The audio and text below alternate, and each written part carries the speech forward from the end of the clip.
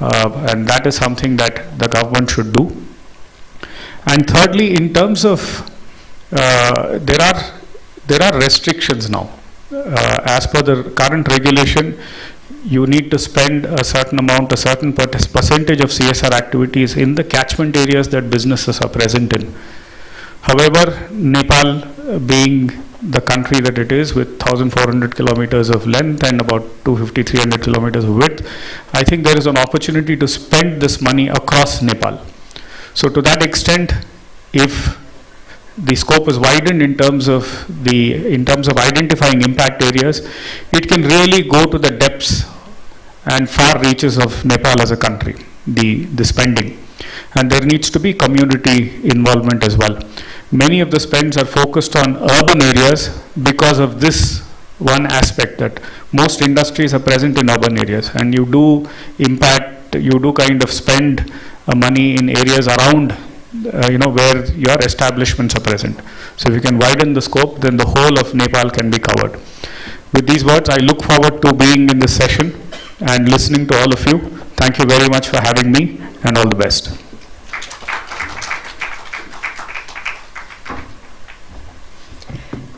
Thank you, Ravi sir. I love that how he mentioned businesses cannot succeed in societies that fail, which is a simple but a very powerful statement that reminds us that long-term business success also is deeply tied with the well-being of the societies in which these businesses operate. And thank you one more time, sir, for reinforcing the importance of how we as business operators need to align our profits with our purpose, and encouraging all of us to think bigger, act bolder, and also partner for deeper sustainable change as well. Moving forward, I'd like to invite our next speaker onto the stage, Arjun Batray, Mr. Arjun Batray, President of NGO Federation of Nepal. यहाँ हुनुहुन्छ भने उहाँलाई हामी मञ्चमा निम्ति आउन चाहन्छौँ, तर उहाँको उपस्थिति हामीले देखेका छैनौँ, शायद उहाँ आउँदै हुनुहुन्छ होला। तर अब भने हाम्रो समय आइसकेको छ हाम्रा प्रमुख अतिथिज्यूलाई आफ्ना केही कुराहरू यहाँ राखिदिनका लागि उहाँलाई धेरै धेरै धन्यवाद स्वरूप मञ्चमा निम्ति आउन चाहन्छु आजका हाम्रा प्रमुख अतिथिज्यूलाई आफ्ना कुराहरू राखिदिनु हुनका लागि। आजका यस सभाका सभाध्यक्ष मनोजजी, त्यसै गरेर विशिष्ट अतिथि रविजी सूर्य नेपालबाट आउनुभएका, त्यसै गरेर इन्डियाबाट आउनुभएका distinguished guests from India, and all the beautiful people today join who want to change this society, helping through the corporate social responsibility. And some people maybe came to learn here. So it's a great opportunity for me. And it's very nice to meet Ravi-ji. We met before when the Surya Nepal. I don't remember. I think it is 2009 might be. Surya Nepal conducted one platform for business to award it business entrepreneur and social entrepreneur. And I got the best social entrepreneur award in 2009. And still I have these photos here. Actually, I study business, but always I involved in the social work. And I'd like to tell you the story, like how I developed. Actually, as I tell the young people, everyone says we don't have money to do social work, but always I contribute my mentally power, physical power, and my time and my heart for those children who are beyond the prison and with their convicted parents. So I begin that. Anyways, I believe that if we create good environment for those children, then we can create good citizen. That's my vision and my dream. Anyways, I see around like people are hungry. So another my dream is I join in politics also, because I worked 35 years in social work, in prison and community education, but nothing has changed because if system are not good, so we can't make it better. That's why I join in politics. Anyway, politics is still very difficult, but always I tell the young people should join without fear might be one day country can change. That's my belief. When I started with the zero. I had a one room, and that time, at the beginning in 1990, many children were in a prison. I didn't know other country because never I got a chance to go at that time.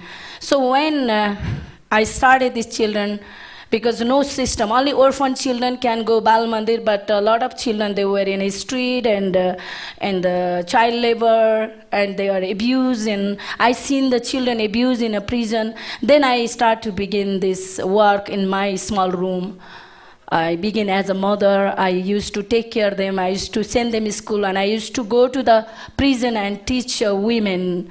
And I teach them. I start to bring in 2000, I got some fund from the DENIDA. So I started sewing training and different type of skill training, because when women released from the prison, they never get a job.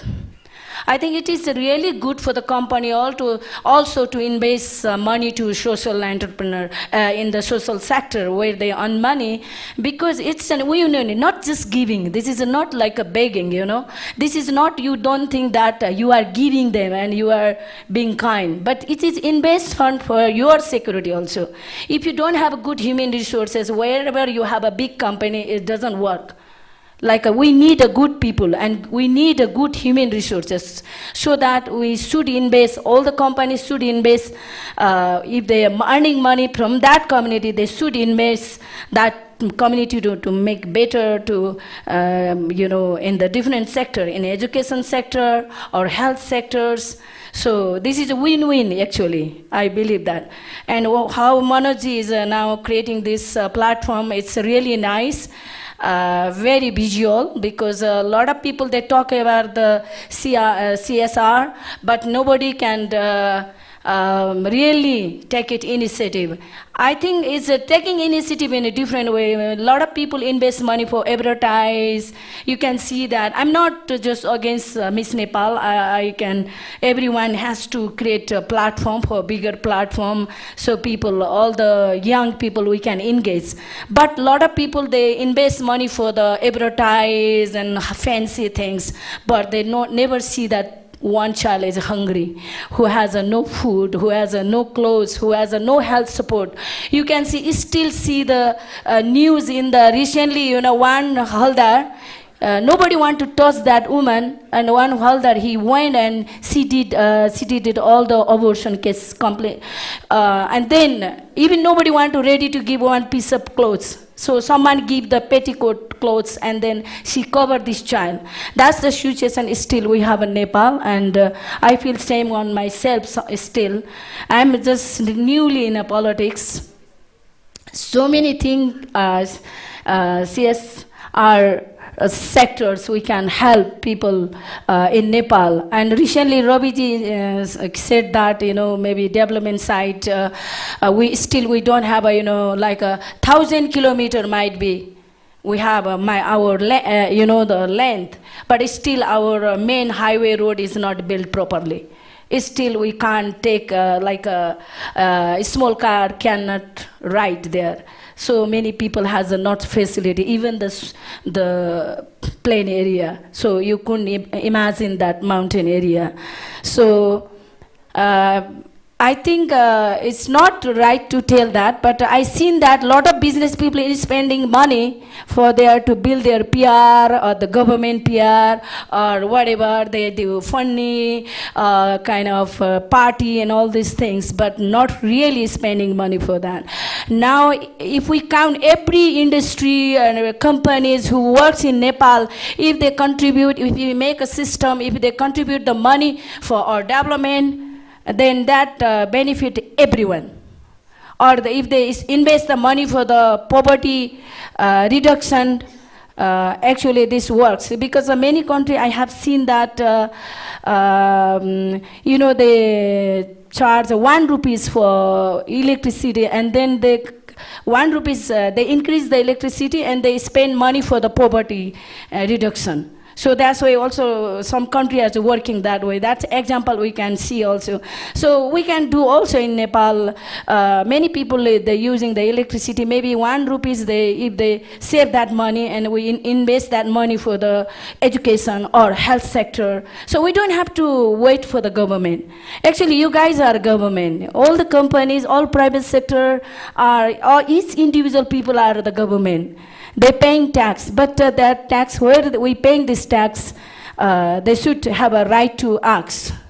If the system in India already working, I know that I have a lot of friend in India who the NGOs are also running through the actually companies, they're helping them, you know. One boy, he came to learn as an intern with me in 2002, I think, and he started his own organization for prison children. Before India is not started, because there is an orphanage and different thing, but the prison children need a special take care because they need to meet their parents. You know, reintegration is very important. That's what we are doing. And now a lot of countries, they pilot project, they learn from us, you know. Even the Brazil in 2006, I've been there, they didn't know anything about the prison children. And when I spoke about it, they started also some of the Brazilian people. So it's very important for children to invest. I actually request all the companies who working, they should make separate some money, some percentage for maybe education sector, because if you see in authorized sector and in mountain sector, even they don't have a small bench. I recently visited, even girls, you know, with the dress, they go to the, you know, in the farm with the dress and doing toilet. It's same, you know. And recently we helped to build 2 school, you know, toilet, girls and boys toilets. Even there is no toilet. So many things we can fix it, you know. This is really a great example, Manoj, how you creating this platform and dialogue. You bring this dialogue. So many times, like, you know, I tell you, we have Nepal, we have a lot of now, the organization I founded. Now we have a 2 big land in eastern part of Nepal, and we do produce food and vegetable. Even we have a chicken, and we have a, you know, fishing pond. So many things we don't have to depend with the donors, you know. We don't have to beg every time. So that way we can like help the community, you know. So now our children, they learn. And another thing, sustainability means it's not to, you can get a big amount of things and, you know, invest and you can see. The result you can see every child, if they have a learning sustainability, that is also sustainability. If they learn how to survive, how to earn money in a simple way, this is also a great thing. And even we begin, you know, a small way. Every company can begin there, you know, a small way. Not only advertise, big advertise, spending money for the like poster and all these things, rather than they invest money for the you know, education and poverty reduction for health sector. You know, you see Prabhu Bank. When Prabhu Bank was just finance company, they came with the 15,000 rupees stationery. My children, you know, they did advertise and then they give a stationery. It's really great for us. Now look, you know, Prabhu Bank is a big bank. Before it was just finance company. Even Citizen Bank, when they were a Citizen Finance, they came to my place. So I can see a lot of big company and how they grow. But they forget that. After that, when they became a big and they invest money for the all like fancy things. I'm not against that, but we should think where we should invest the money. One company, they support from me in Boston, my organization, my now daughter and my all children who raise, they are running this organization. We have 10 children home throughout Nepal. Everywhere we have, somewhere we have buffaloes, and then we can sell it milk, you know, and we have goats, we have a chicken, you know, different part of Nepal we are doing that. And our grown-up children, they are running that organization now, branches. City Reality Group, whatever they get a profit, they invest money for the Boston's Italy orphanage also. They spend some money, and they spend money for African children, and they spend money for financial literacy in the different government school in America. So why I'm saying that, and they help us also, our children also. Why I'm saying that?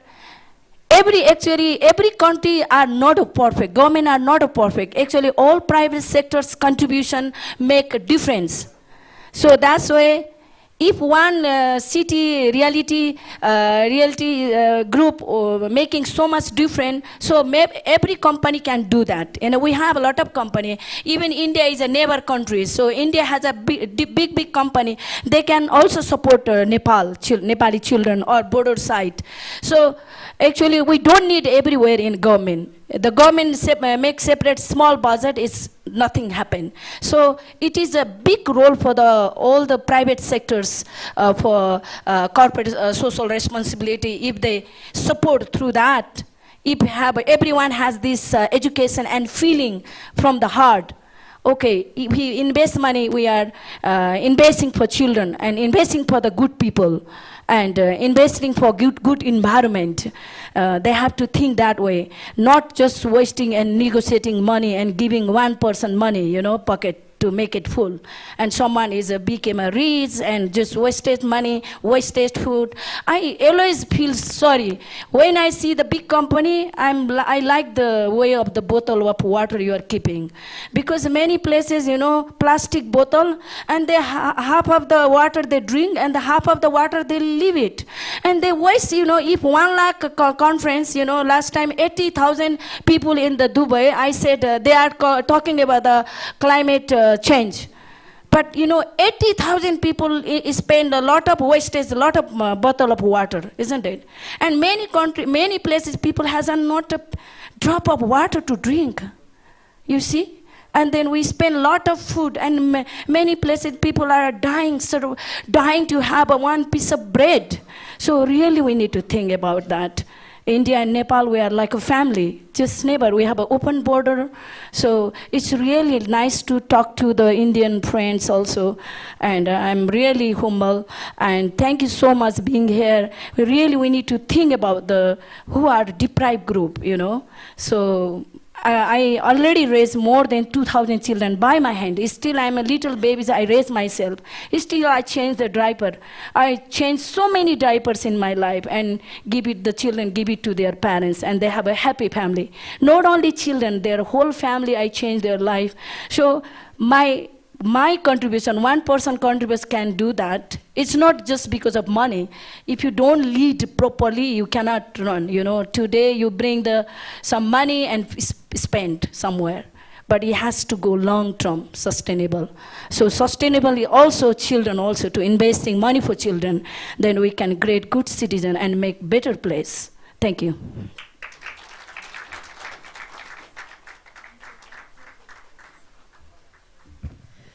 Thank you very much to our chief guest.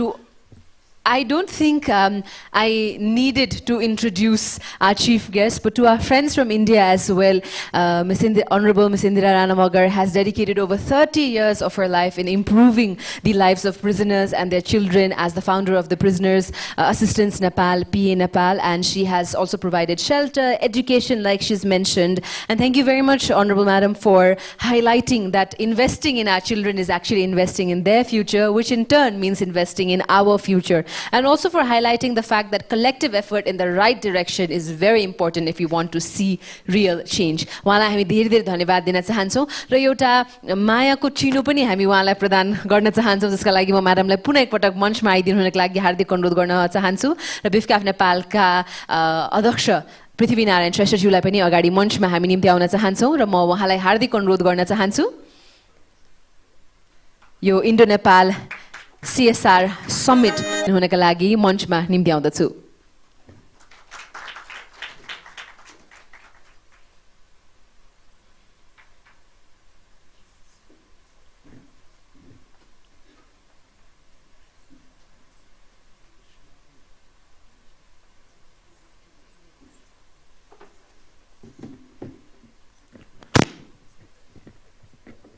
A very good morning to everyone in the room. First of all, the Honorable Deputy Speaker of the House of Representatives of Nepal. Thank you, ma'am, for that really encouraging speech or talk, I should say. Various dignitaries from various organizations in India and other friends from various banks and other institutions in Nepal. A very warm welcome and good morning from Development Bankers Association of Nepal. Well, quite a short notice, and actually I thought that I didn't think that I would be the next speaker after our Honorable Deputy Speaker, and she's actually delivered a very touching and encouraging speech for all of us to take away something from this particular forum. And of course, a big effort from BIFCAP Nepal and Manojji for organizing this program, which is very important. And I think in the context of Nepal, where the concept of CSR is not very old, we've been following the concept of CSR for a very short time now, but then in this short span of time, we can see that it's actually caught up with the imagination of quite a few people. But then, there are various laws, various enactments, and in the case of banks, we have the circulars from our central bank, which guides us to follow certain criteria of CSR. But then what we need to know, and I'm sure that is what will be discussed in the room today in various panel discussions and all that, it should not just be the various regulations or the acts that should guide us or force us into CSR. Rather, that should be something which should be embedded in each and every one of us. We need to realize that first and foremost, we are human beings. We are something that we learned as kids. We are social. Man is a social animal. So that particular concept of society, which is there, which is ingrained in us, that is something we need to respect. And we always need to have that feeling inside us that wherever we are, society has contributed a lot, and it's our duty and responsibility, each and every one of us, that we need to give back to society. It should not just be, as I said earlier, it should not just be, for example, in the case of banks, we have a certain percentage of our profit going into CSR, and then we spend that money towards certain things. And as I said, even right now, there are times when we feel, probably we are not doing enough, in the sense we have not actually reached out to certain parts where this is so required.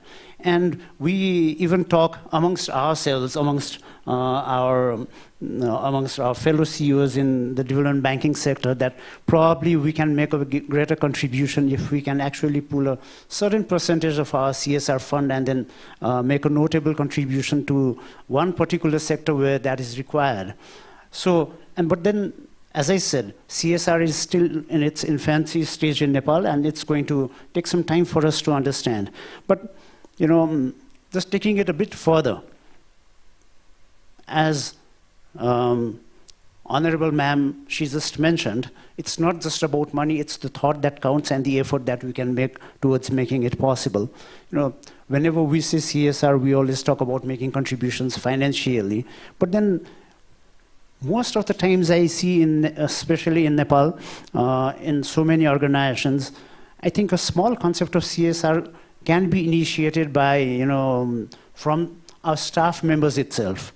In the sense, can't we have a better working environment for our staff members and make their time when they're in the office worthwhile? Because we fail to do that. And I stayed in India for a short time when I studied there, and the culture that we have in Nepal and probably in India is, we tend to put in a lot of hours in office, and that really does not do justice to bringing about a balance in our personal life and our work life. So there are times when people work late hours, and then we tend to take it for granted, and we feel that that's how it should be. But when we look at things from a broader perspective, I don't think everything just boils down to money, but that's what we are taught in economics and all the business schools and everywhere, that there is so much more to life than just making money. And that's where the concept of CSR, even that should be applied to even our offices, where we can make a small contribution by making a subtle change here and there. So I'm sure in the panel discussions to come throughout the day, we'll be touching upon many subjects that's going to make a difference. And with a proper intent, with a proper direction towards it, all the organizations on our own, though it may seem small when we look at it individually, when we look at it collectively, that definitely will make a big difference in the lives of people around us. A very important topic. Thank you again for BIFCAP Nepal organizing this very important program. And I hope that everyone is going to enjoy the program throughout the day and really learn a lot. Thank you again.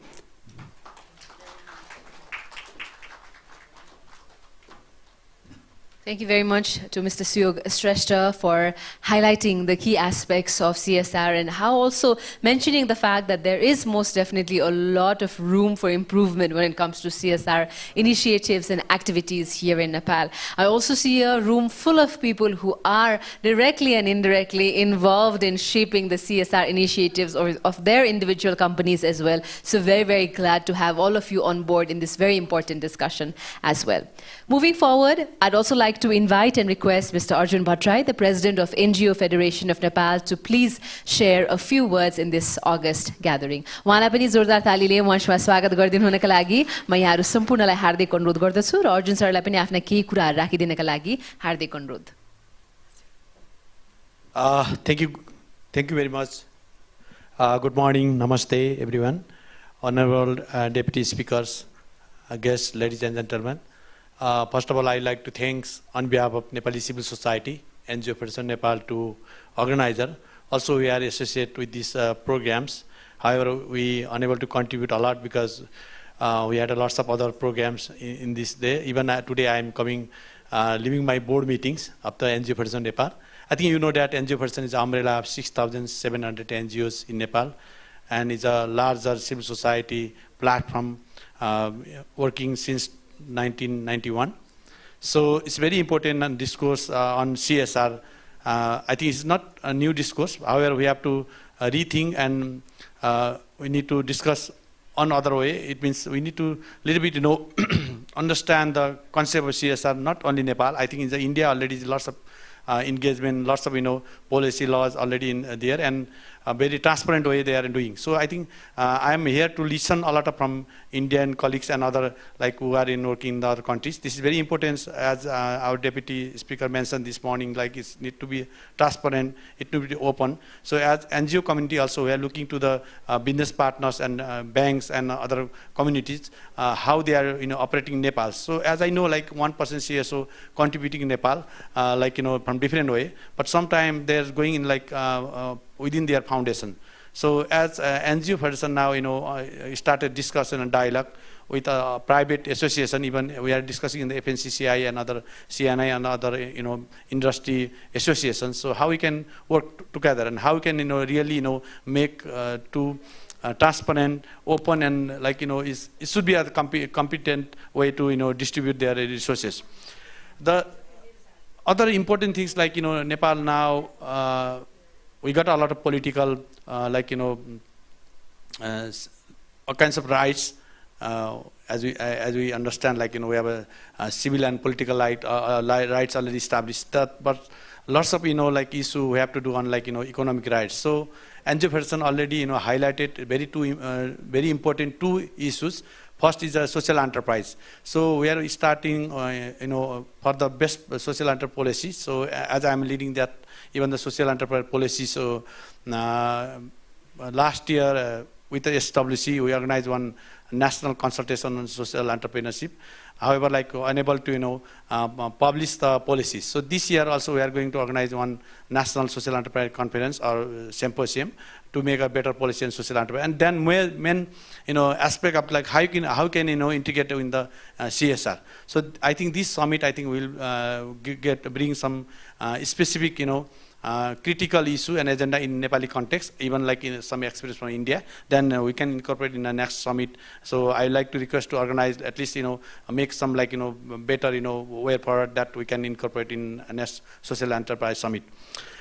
Second, we are in position to prepare our CSO Act, or we call NGO Act. So also we are thinking how we can incorporate in like alternative financing, alternative sources for the sustainability of CSO. So that I think this is a very important dialogue and discourse. So we are going to hand over as soon as possible our position to the government of Nepal.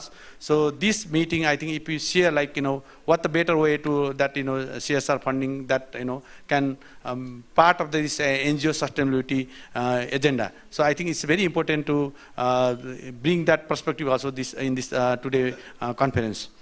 Finally, there is only the big companies now discussing or they're providing CSR funding, but the responsibility also the small or medium scale companies, even there's fair trade group, there are lots of investing and there's CSR. So I don't know if fair trade group are here or not, but very important to bring fair trade group or small scale enterprises. Those are running very good business and they have very good experience on the their CSR funding utilization. So finally, I would like to thanks to organizer to giving this opportunity, and as an umbrella of Nepalese civil society, NGO Federation Nepal, also together with the AIN and all umbrella of other thematic federation, we are happy to dialogue and discuss with the private sector to develop further better policy for the peoples and planets. Thank you very much.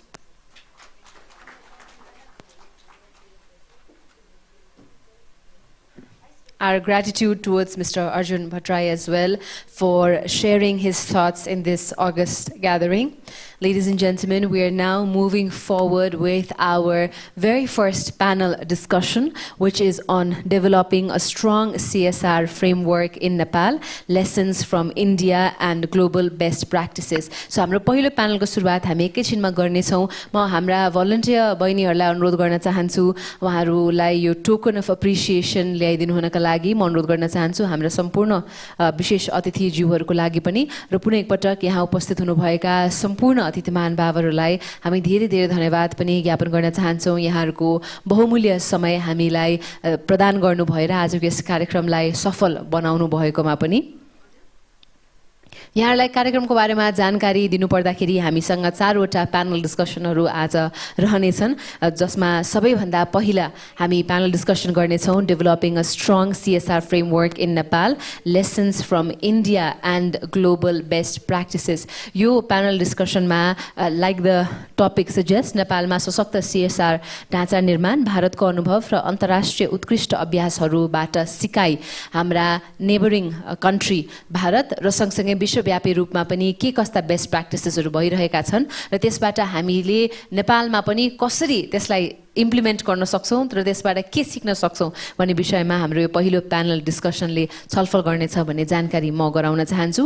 Raw yo panel डिस्कसनतर्फ अगाडि बढ्नुभन्दा पहिले सायद म हाम्रा मञ्चमा रहनुभएका र अग्रपन्थीमा रहनुभएका सम्पूर्ण अतिथि महानुभावहरूलाई एउटा ग्रुप फोटोग्राफका लागि पनि निम्ति आउन चाहन्छु। May I please request our chief guest along with all our distinguished guests in the front seat to kindly join us for this group photograph। उहाँहरू सँगसँगै म अर्जुन सरलाई पनि पुनः एकपटक निम्ति आउन चाहन्छु यो ग्रुप फोटोग्राफमा समावेश भइदिनु हुनका लागि।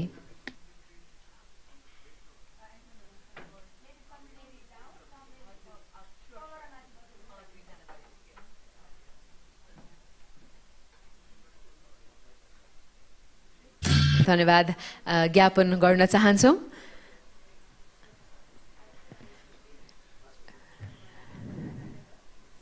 हाम्रा प्रमुख अतिथिज्यूलाई पनि हामी धेरै धेरै धन्यवाद ज्ञापन गर्न चाहन्छौँ उहाँको व्यस्तताको बावजुद पनि उहाँको अमूल्य समय हामीलाई प्रदान गर्नुभएकोमा हामी धेरै धेरै धन्यवाद पनि ज्ञापन गर्न चाहन्छौँ यो पहिलो प्यानल डिस्कसनलाई अब हामी सुरुवात गर्न चाहँदैछौँ यस सत्रमा हामी छलफल गर्नेछौँ कि कसरी भारतको यो जुन अनिवार्य CSR मोडल र विश्वव्यापी मापदण्डहरूले पनि नेपाली CSR इनिसिएटिभ्स पोलिसीलाई कसरी ड्राइभ गर्न सक्छ भन्ने विषयमा हामी छलफल गर्नेछौँ I'd like to firstly invite our panelists onto the stage. I'd like to invite Dr. S.P. Kalauni, Chairperson of Association of International NGOs in Nepal. Please welcome Dr. S.P. with a big round of applause onto the stage as well. उहाँलाई पनि हामी धेरै धेरै धन्यवाद ज्ञापन गर्न चाहन्छौँ उहाँको साथका लागि.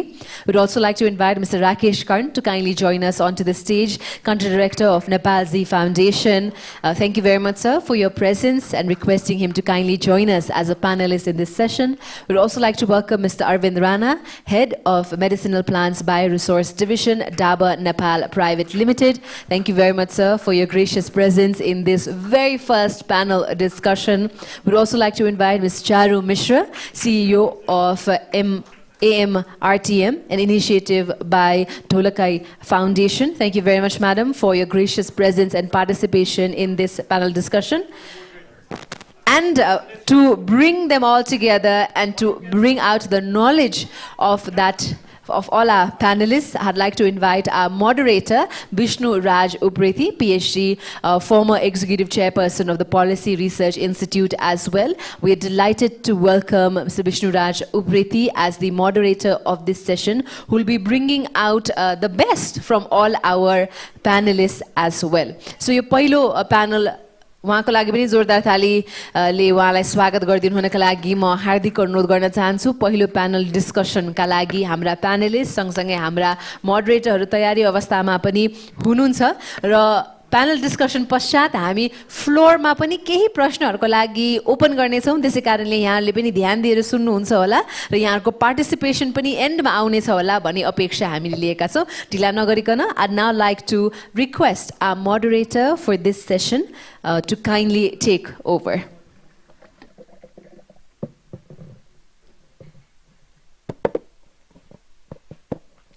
Thank you very much. Good morning, everyone. I am Vishnu Uprethi, as you see, listen. My engagement mainly is the public policy, conflict management, peace building. I am working as a researcher and teaching in the university. So my association with CSR was that some of my PhD students were very actively conducting research. That was the connection I have. Only, and I am relatively new to this type of the forum, this type of the audiences, because I have different type of audiences, but I will try my best to focus to some of the issue. Today, on the behalf of this whole panel, I would like to welcome you all. This is a relatively new. Historically, it is not a new. Nepal philanthropic charity work is a very long history. However, the more formalized type is relatively new. When I was working in the Policy Research Institute, which was the highest government think tank to provide the advice to the government of Nepal, and at that time what I realized, there are so many complications in this sector, so many manipulations, so many inconsistencies in terms of law, in terms of policies, in terms of regulation, in terms of implications, in terms of reporting, some of which were also earlier discussed. So in that context, what we have to do, basically this session will focus more on the broader policy framework, how we can provide the policy framework that government has to take, that the private sector has to take, that the community has to take. So with that background, I have 4 panelists. 3 of them have a very strong experience as well from India, as well as from Nepal, and one is the person who has the INGO sector, and this INGO in Nepal are everywhere. So Kalauni ji, his work is spread everywhere. First of all, I would like to ask Dr. Kalauni, you as a Nepali, very closely looking to the entire process about that, how you feel, where are the gaps and what are the major issues the government has to address from the policy and regulatory provisions? What is your assessment on that? Thank you, sir. Good morning. As you rightly said, I represent international organizations in Nepal. So when we look through the lens of INGOs, and also when I see it from my personal perspective, I see some progress that has been made over years, which is coming up with some guidelines, some legal framework. So we are moving towards how CSR can be better utilized for the country. But since you asked what the gaps are, I see in 3 different stages. Overall, when we look at CSR, this arena, I think we need to look at in 3 different squares. One, the government that regulates and also encourages in some places, facilitates. Another, the contributors, the CSR contributors, and the third, beneficiaries. What I personally feel is CSR can work better if we expand the horizon of all these 3 bubbles: the beneficiaries, the contributors, and the government.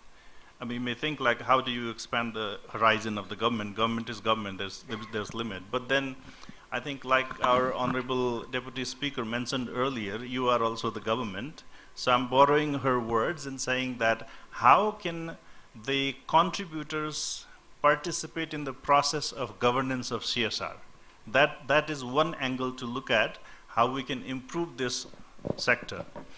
Second, when we look at the contributors, even if we look at our policy frameworks right now, it talks about the 1% contribution of those companies that has annual revenue and net benefit or profit of this amount. So if you think broadly, why limit with that? Of course, we're looking at more convenience way of operating. But if you have heard about the story of South Korea's progress that used to be in the similar or even a worse situation than Nepal few decades back. So there was a movement called Simaol Undong. I don't know if you've heard of that. That's a Korean word which means community development. So the way the community contribution started was by encouraging people to participate in the process of development. And it was not the big companies that were contributing only. I'm not against the idea of big companies, of course, that's a wonderful contribution. But more the people participate in this process of contribution, social contribution, better contribution and more impactful results you can bring out. So there are examples of women actually taking out their ornaments and giving away to the government. But in order to get to that point, whereby you take out your ornaments and you want to give, you also want to see the impact of CSR, right? If you are convinced that the work that I am contributing to is actually bringing better impacts, then you will be willing to give whatever you have. So broadening the horizon of givers is another important aspect which is missing, I think. And third, the beneficiaries. Sometimes when we look at the beneficiaries, it's also seen like, these people are in the need and therefore we're contributing. So I think we should come out of this idea of tokenism, of providing some support to some people. In some of the countries, it is open towards, even in Nepal's NRB directives, if you look at, the companies can provide support to their staff members for their welfare, for them coming, for helping them come out of pandemic kind of situations. So how can we expand the scope of beneficiaries whereby people can, of course, priorities should be given to the people who need more, but if the scope of beneficiaries also increases, I think CSR can impact well, and it can affect well. I mean, because I represent international organizations, we have 108 member organizations right now. If there was no CSR, probably not a lot of the organizations would exist, because that starts by the idea of giving. So how do we build all these practices, not only in terms of administrative practice of where the money comes from, but build it into the culture? That I think is the most important, and which I think is the work ahead for us to do. Thank you. Thank you very much. It was enriching. So given the context, three key players or actors, the government, the companies or the CSR provider and the recipient. So I would like to request Mr. Rakesh Karnaji, you have a rich experiences of both country and even continent of the globe. So based on your experiences, tell us what government should do, what lessons Nepal should learn, and how it has to be addressed. Rakesh.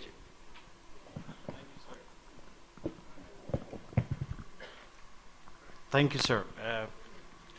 If I may, I like to amend that by birth I'm a Nepali citizen, so I... No, I'm not saying you are Indian. Just No. asking you have experience Yeah, in India. so I interestingly do not have much experience in India, though I born in Janakpur, so I know part of Bihar, but I don't think that's a justice if I claim I know India much. But in terms of the concept, I'm a policy student, so I can refer to that.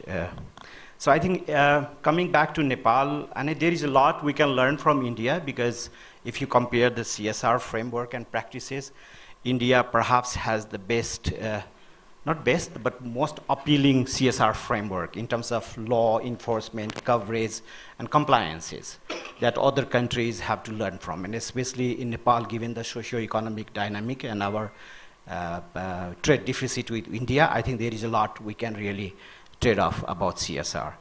In Nepal, I think the recent NRB guideline issued 2 months ago details out the 10, 11 areas of social sector, including SDG, to be prioritized under CSR. I think that's a fantastic development. I don't say that's the end point. That's a good start point of trying to regulate the CSR narrative in Nepal. So, but then again, I see there are certain gray areas that we need to reframe and work on. One, in terms of the coverage. It just covers 2 types of sectors: industries with 1.13 million annual turnover, and then bank and financial institutions. And then both have to allocate 1% before tax or net profit. So that's, I think there are many institutions, like Dr. Kaloni said, that we need to incorporate, not just these 2 areas. So that's one. Second, I see that there needs to be a bit of blended approach or mixed approach, rather than dictating how much you allocate and spend. It should also be kind of rewarding for private sector. That, okay, I spend this much of money on CSR, but what's the incentive? So if we focus on compliance, then it will be more money-driven than impact-driven. And I think that's missing in a Nepali context. That's another governance regulation. The third one is about prioritization. It talks about STG, which consists of 17 areas, but then it also talks about education, health, and other. So you have to be kind of a strategic in terms of where you want CSR money to spend on. Is it on poverty reduction? Is it on inequality? Is it on job creation? Or is it just doing the conferences at workshop and distributing stationery to public schools? So that's the impact part is missing in our regulatory body. And I think fourth one is the priority. Like, who do you prioritize? The rich one or middle class, or those who are struggling for the daily subsistence? So these 3-4 areas I think Nepal can really improve on in terms of government regulations. Excellent. Thank you, sir. Thank you. I am not sure whether there are any government representative other than Indiraji. Indiraji is not a government representative. She is representing Parliament, who is here to represent from Rashtra Bank or from Ministry of Commerce, Trade, Industries, or Agriculture, any. But anyway, there will be documentation, very nice suggestions coming to the government, because what I realize, whatever nice work single organization does in the CSR or in other sector, if they are not framed, regulated, facilitated by the government laws and regulations, they will not have the bigger impact. So it was nice that at least Indiraji is here, who is in the crucial position in lawmaking process, and at least this issue in my understanding, was really marginalized. Some of the big houses, they have created their own foundation and giving to their own group, and in one sense, it was captured. Arjunji earlier talking about that big sector is there, cooperation with them, this broad sector and expanding is quite important, but it will not happen based only from this type of the initiative, and government engagement is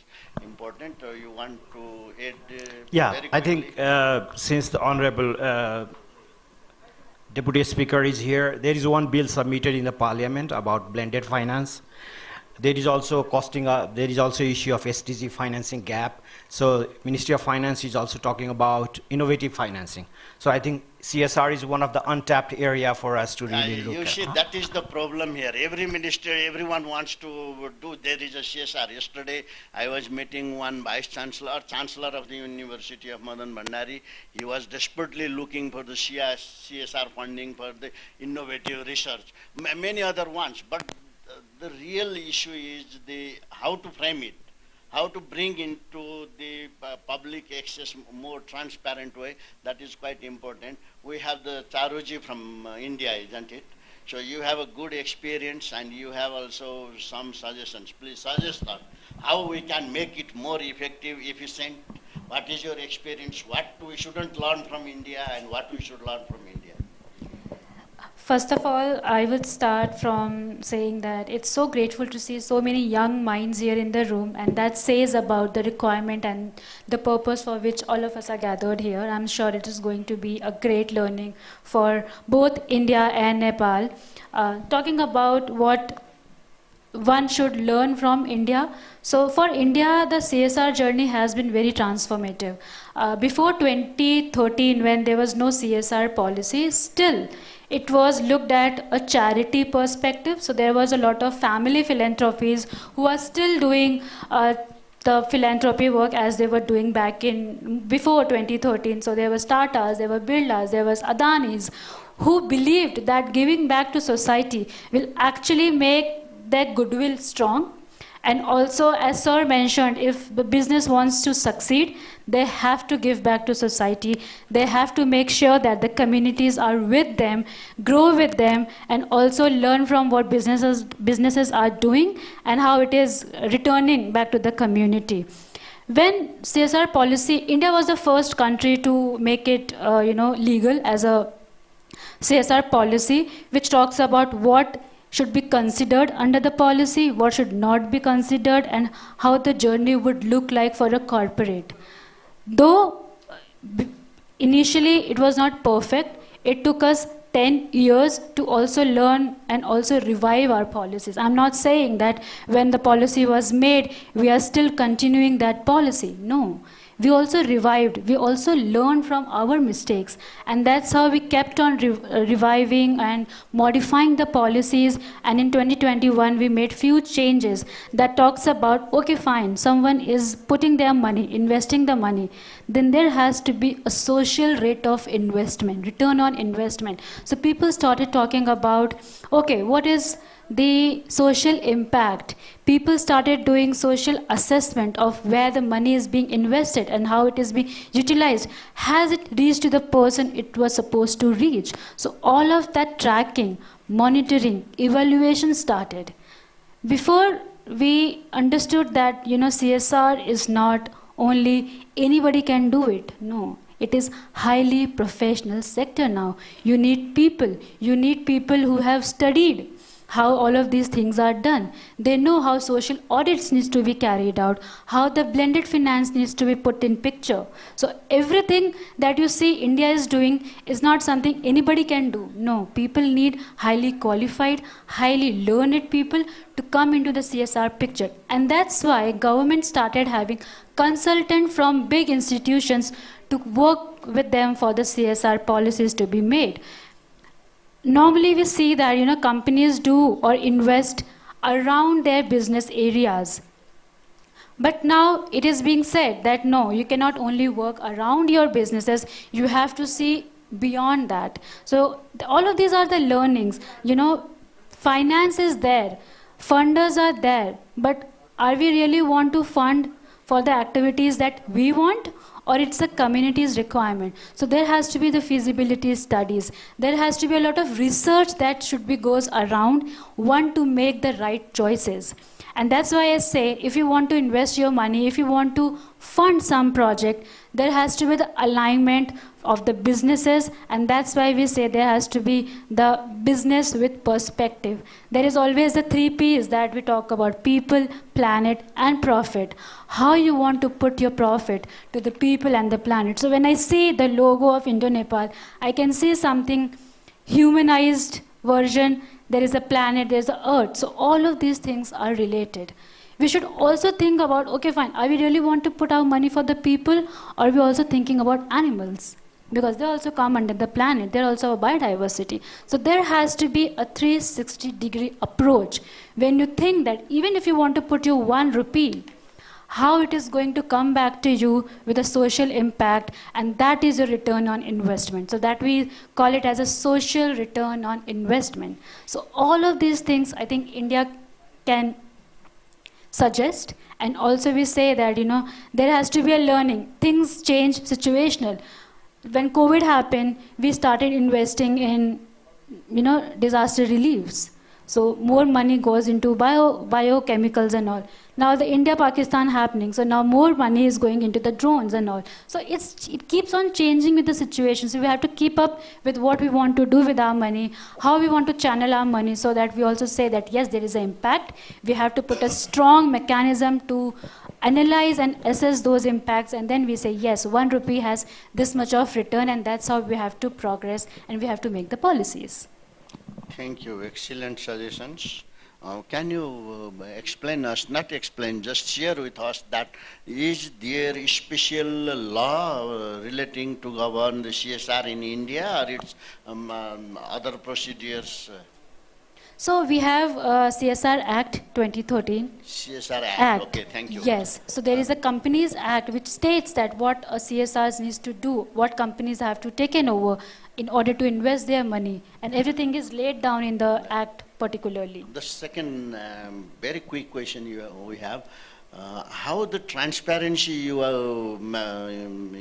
India is maintaining about the CSR, because here in this country it's just not really how transparently the CSR allocation are spent, where is spent, by whom, and how the impact we discussed earlier. Also they were discussing the transparency issue. What is the situation there? So government has made it very clear that how the money has to be invested, and there is a strict guidelines given in the Act that if you're not able to spend 2% of your net profit, you have to transfer that 2%, the remaining amount, to the another bank account to make sure that that money is not linked with your actual account. And then government will make sure that that money needs to be spent in next 3 years. Otherwise, that money will go back to some PM's relief fund or anything that government says. So there is a strict rules and regulations that has been made over the period of time of these 10 years, that you have to spend, you have to have the social audits done,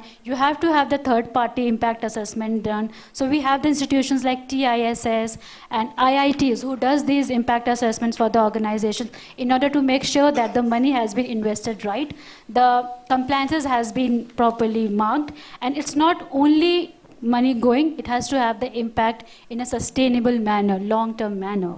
So that's what's happening in India currently. Thank you.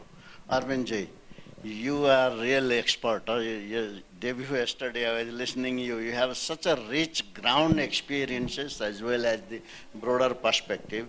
So I have the same question to you. What so far Nepal has done, and what we have to do, and what is your experiences of other regional countries like India and South Asian or anywhere in the world? What is your experiences, and what you would like to suggest to the government of Nepal to efficiently, effectively, transparently utilize the CSR fund, also thematic area?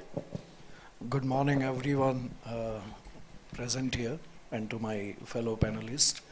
I guess Charuji has very comprehensively put on the points and few of the points which I would like to take it forward from her kind of mentions. Let us start from philanthropy to CSR. It has been a long journey from unstructured spending to the structured and regulated spending. And that's had been a very interesting journey, not only in India, globally also. And when we talk about corporate responsibility, I would like to mention it's more and more about corporate being responsible. Consumer also wants to see the companies being responsible towards their consumers, towards environment, towards planet, towards wildlife, biodiversity, everything. Because you take any corporate from any sector, they are utilizing a lot resources, sometimes human, financial, even bio resources. So it's their not only compliance, it's their moral responsibility also to be responsible while utilizing resources to cherish their businesses. So that's how I take it, corporate responsibility by law also and by a need and choice also.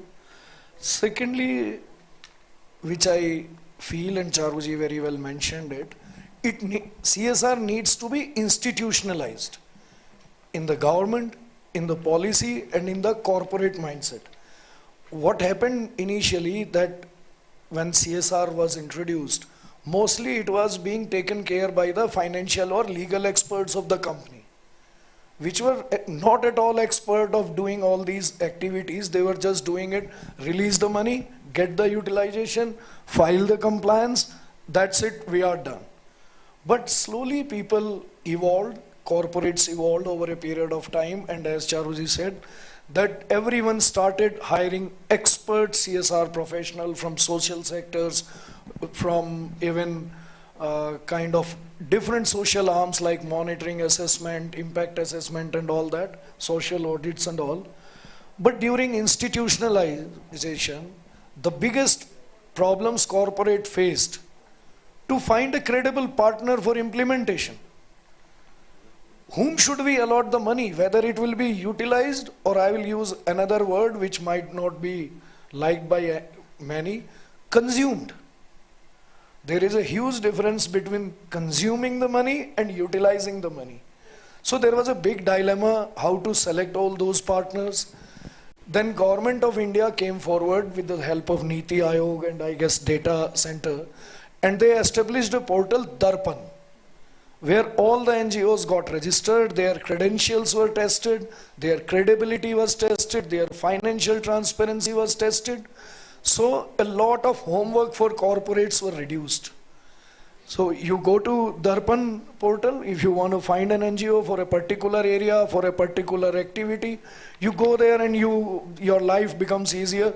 You get a good credible organization listed out there. So there is a lot of risk reduction in getting corporates' money wasted or utilized in unintended ways. Then another important thing is identifying the right kind of stakeholders to whom I am going to support. Sometimes sitting in the boardrooms, we think, yes, this is the need. They need it. But that might not be true. There has to be a very strong kind of need assessment, feasibility studies like Charuji said. And then at the end of the day, we need to have a regular monitoring and evaluation process by the third parties, not by the funding agency or not by the implementer. Because हमारा काम तो सबको अच्छा ही लग रहा है. So we need to have a third party analysis so that we can do mid-term corrections also and we are sure that money is being spent as intended.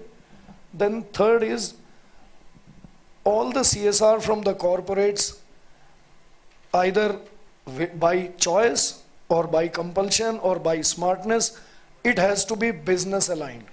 Along with the community aligned, it has to be business aligned also.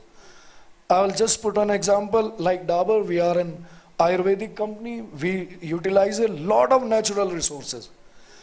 So if I'm making money from natural resources, my natural duty comes first towards enrichment or giving back to the biodiversity rather than helping someone in the education or something, somebody else will step in and do that. So that's what we call it, prioritizing our areas of work so that we are we have the expertise, we have the money, we have the right kind of stakeholders, so that impact is almost sure to be achieved. And then I'll say, like, expansion of the scope, like sir said. In India, government now recognizing incubation centers and funding startups as CSR spending. I guess that's a beautiful concept because that attracts a lot of secondary employment and skill upgradation in, among the youth. So that scope has to be expanded towards innovative investments. And the last, I would say, it has to be recognized by the government also, by the society also, because what I understand, corporates are primarily designed to do business. They are not a social work expert or anything. But yes, they are coming forward, sometimes by choice, sometimes by compliance. But we need to have some platforms where their hard-earned money is spent, some good impacts are there.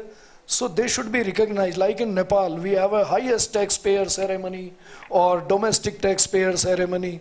But I don't see any kind of best CSR practices or best project kind of things.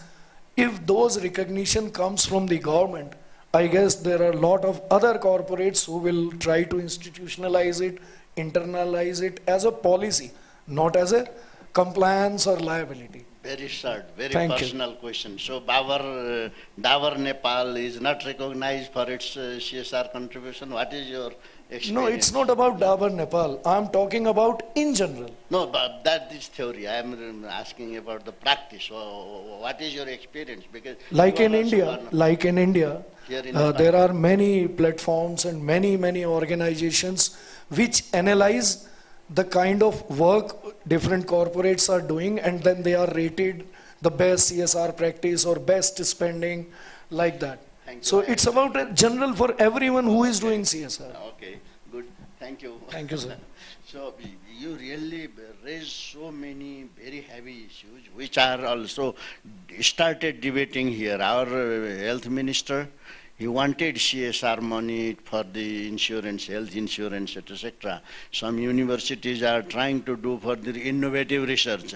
Arjun ji earlier was saying that he has 6,700 non-governmental organizations which can partners.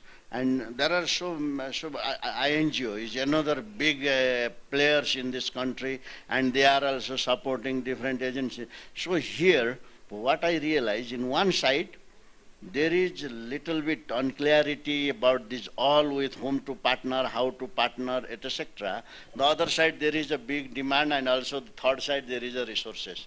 So connecting all them, Charuji earlier shared her experience of India that we need this law, we need the competent human resources. You also brought, and all others brought, this monitoring and evaluation, etc. But who has to do that? Should there be a separate entity defined by law who governs all that, who facilitates that?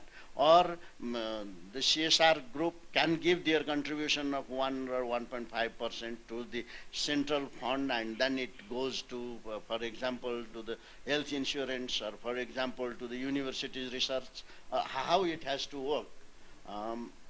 Perhaps I should start with you, sir. This question is for all. Thank you. I think I already highlighted that there is a need of a kind of, in Nepal, especially those working in NGO and INGO, they are afraid of the word integrated, but a kind of integrated policy is required.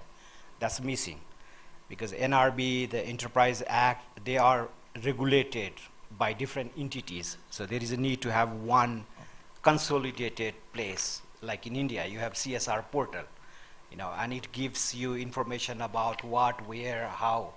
In Nepal, that's not done. There was one study, I forgot when, but only 45% of reporting compliance was made in Nepal. So that shows the poor coordination and enforcement of whatever policy that exists.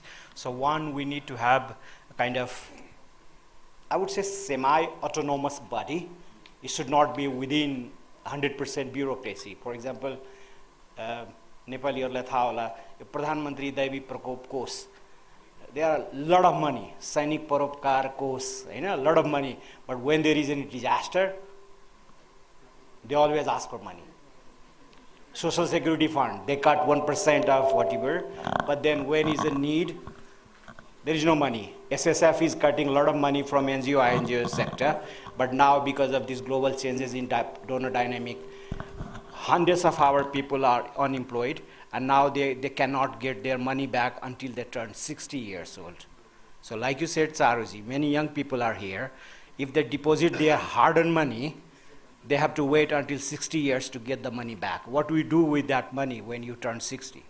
So there are certain issue of having government controlling this money. So it's important to have a semi-autonomous. 1, 2, policy framework. 3, it has to be prioritized. And 4, it has to be impact-driven, not compliance-driven. I stop now. Thank you, Dr. Kalaunde. What is your suggestions? What Nepal government should do, what the private sector should do to facilitate that process in terms of institutional arrangement? What will be more practical, functional? Well, if we look at the global best practices, whether looking at the CSR, of course we heard a great example from India, from our friends here. There's a lot for us to learn from. Beyond that also, if you look at Sweden, Germany, Japan, I mean some countries that have actually practiced CSR a bit longer term, what we see is a common themes, common denominators. One, you have to have strong regulation, right? Regulatory framework. Second, you have to have very active civil society, because this is a participation of civil society in the process. Third, transparency frameworks or standards. That's also equally important. And fourth, a culture that actually values sustainability and ethical business practices. So these 4 seem to be the essential components if you really want to drive CSR to success. So I think for that, to your question of what kind of mechanism, I'd agree with Rakesh sir here of having an autonomous or semi-autonomous kind of structure body that oversees the work of CSR in the country. Not just have it within the government, but also, like I was saying earlier, of expand that horizon and include the private sector, the non-profit sector in the process and in the structure as well. Since we're already a federal structure now, we also need to look at how that happens at the federal level, at the provincial level, and at the local level. We probably need to have councils at these 3 tiers of the government. And third, I'd say, in terms of disseminating and managing the information, it's really important that we utilize the best technology now. We have got, we can build platforms. India has already been doing that. So we could come up with the digital technology that could actually provide us the information and also would help us in terms of monitoring and evaluation of the work that's happening in the country.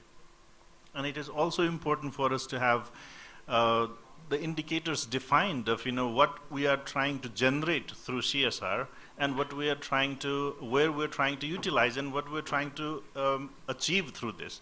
Like you're mentioning rightly earlier, everyone is eyeing on CSR funds. But then so every country has their priorities. Of course, if I am a contributor, I would like to have as much flexibility as possible in terms of where that money should go. But if country can come up with a priority areas, this is where we need to invest money. For example, South Africa, after apartheid, they said, oh, we need to invest in the black economy. So they have that focus. So for Nepal, we should also define these priority areas and say, well, this is where we want the funds to go. And then have those indicators set. What is the kind of amount we want to generate, where we want it to go, and what are the impacts that we want it to be delivered. Sometimes it is not always the resource question. It is also a question of how that is utilized, which I think is more important. we've got friends from India here, so I'd actually like to share this. Please remind me if you know the name. I don't know who wrote it, but there's a शेर, चढ़ती थी उस मजार पर चादरें बेशुमार. मजार का मतलब क्या होता है? Grave, ना? Grave. So in the graveyard, जहाँ पर यो सब राख्छ नि, त्यो राख्ने ठाउँमा चाहिँ चढ़ती थी बेशुमार, चढ़ती थी उस मजार पर चादरें बेशुमार. त्यो they cover the graveyard with a lot of clothes, and you know, you would take flowers, sometimes you take clothes, and it's out of respect of a dead person. But what it is saying is, चढ़ती थी उस मजार पर चादरें बेशुमार और बाहर बैठा एक फकीर सर्दी से मर गया. So it's not the lack of chadar, it is where the chadar is going. Is it reaching to the right person? If that had gone to the person sitting outside, probably that would survive, right? So I think it's really important for us to look at where this resource is going, and for that also it will be important for us to have a mechanism whereby we can see where the resource is coming from, how much the resource is coming, where we intend it to go, and where it is going, so that we can do a proper monitoring and evaluation of the work. And even if it is a small start, once you are really, you know, convinced that this is working, everybody will want to give more. And that's where I was giving the example of South Korea earlier. Thank you. Thank you. Your shayari, is it shayari or experience or whatever it is, your quotation is quite important. Perhaps the Philanthropic Act has to start there, but in reality, it's quite different. Anyway, so that is reality. You have suggested few things, but still I want to listen from Charuji. Does the centralized system of CSR, for example, this semi-autonomous institution Rakesh ji was suggesting, will also have to create the fund where we, all the industry, will contribute our share there, and then they will mainstream with the national priorities, SDGs or whatever, because that is also coming in very strongly, coming in the debate, that the CSR has to be mainstream to the national priority areas. SDC might be the national health insurance, might be others. Is it appropriate? Will it be realistic?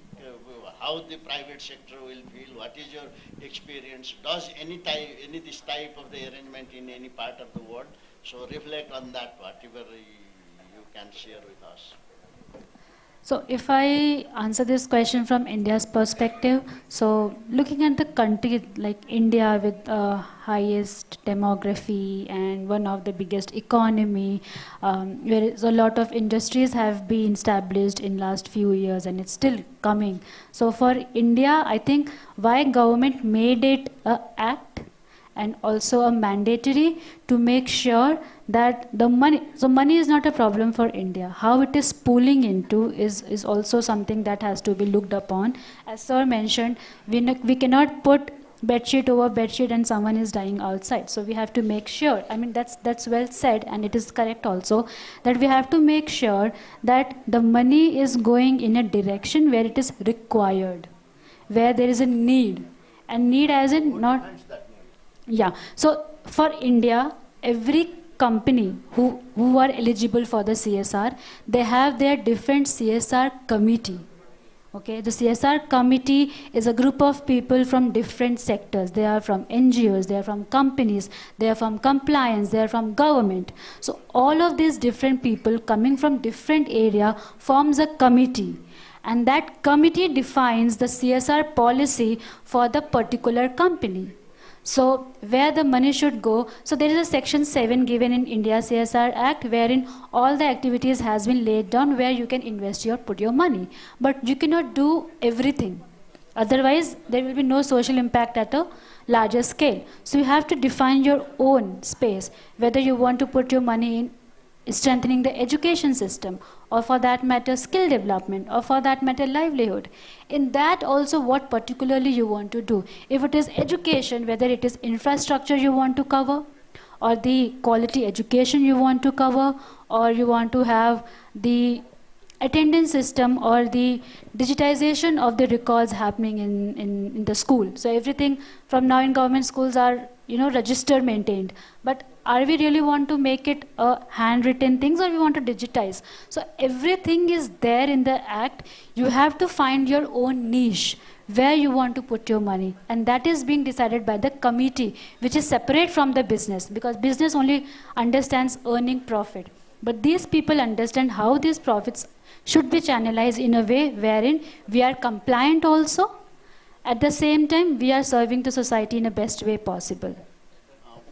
As you heard, we are also frequently hearing that there is a difficulties because of the several regulating agencies are regulating in their own for their sector. For example, central bank regulates to the banking sector, industries are regulated by the corporate register office, and etc. And they have their own rule, this contradiction, etc.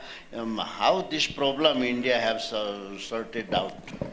We haven't sorted it out, to be very clear. So, as I said, in last 10 years, we have learned a lot from what's happening, but there are issues like this that we are still struggling with, and not struggling particularly, but also learning that, okay, fine, this is also existing. And then we have a group of people, like the expertise from different countries who have sorted this out in their own countries. We are trying to have the dialogue with them, and then we try to sort this out. So in India, we haven't sorted it out yet, but yes, maybe in next few years, that will also be something that somebody can learn from India, then how something, because the departments are overlapping, the systems are being overlapped. So when something is overlapped, we have to really think that how it can be centralized from one space. So we are still learning, we are still figuring it out. We are in the process of making sure that this doesn't happen. But the country like India, which is very diverse and a lot of different people from different setup are there, things take some little more time than other countries for India to understand what's happening and then the solution to it. So we are in the process of resolving that also. Your insight on these issues. This is a very, very big and really contested issues, and sometimes you see we are always saying that participation, but if the government finds that is the focus of the area where resources available, maybe they are quite motivated to bring something. So at that time, how it should work. The central fund, for example, the central regulatory semi-autonomous institution, regulating, facilitating, monitoring, all these. What are the risks if such type of the organization comes, and what should be avoided and what should be promoted? It's being a very kind of big confusion across the globe initially how to do it. When you said central pooling or giving it to, let's say, Prime Minister Relief Fund or Care Fund or whatever it is, or independent, semi-autonomous, the main issue comes as a trust factor. Generally, I don't know how to phrase it in a right manner, but there is a lack of trust between the government style of working and corporate style of working. There is a big gap. Corporates move very fast, very freely, flexible, while government goes by bureaucracy, by this can be done, comma, full stop, it cannot be done. So there are kind of and then nature of spending and quality of spending is also under a big kind of a question mark. That is one. But I'll share how the things are happening in India, and a good lesson Nepal can learn from those practices. Like big companies, there are 3-4 kind of mechanisms going on. Like big companies, they have established their own foundation, experts and everything. And not to forget to mention, sir, as I mentioned earlier, whether we accept this fact or do not accept, CSR from every corporate is business aligned. Business aligned. Like financial corporates, they are more aligned towards fintech services or financial literacies, which again boost their business so that they can earn more and then spend more. In India, once I attended a workshop and a very, very senior CSR executive, I heard from him that we are not here to do charity. That is a government job. We are here to do business, but responsibly. So CSR has to be business aligned so that more return comes to the company and it spends more and more in the coming years. So it's a good cycle where all the stakeholders are getting benefited. But coming back to the nature of spending, there are few companies who don't want to have a headache. They don't want to hire experts. They just want to meet compliance. They just write a check to the PM Cares Fund. It is counted as CSR, chapter closed. That's the easiest way to fulfill your compliance and forget about it, how it is spent, on whom it is spent. Second is, big corporate houses has designed their own foundations. They are doing in their own way, like Reliance Foundation or Adani Foundation or even Tata Trust and all that.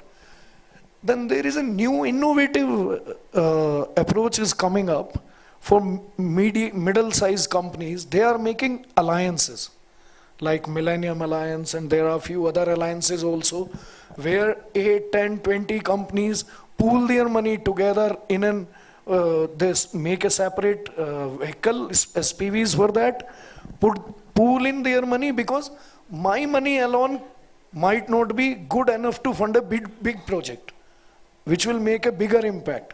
So I'll be doing it here, bits and pieces, which will not be measurable or impacted the society in a bigger way.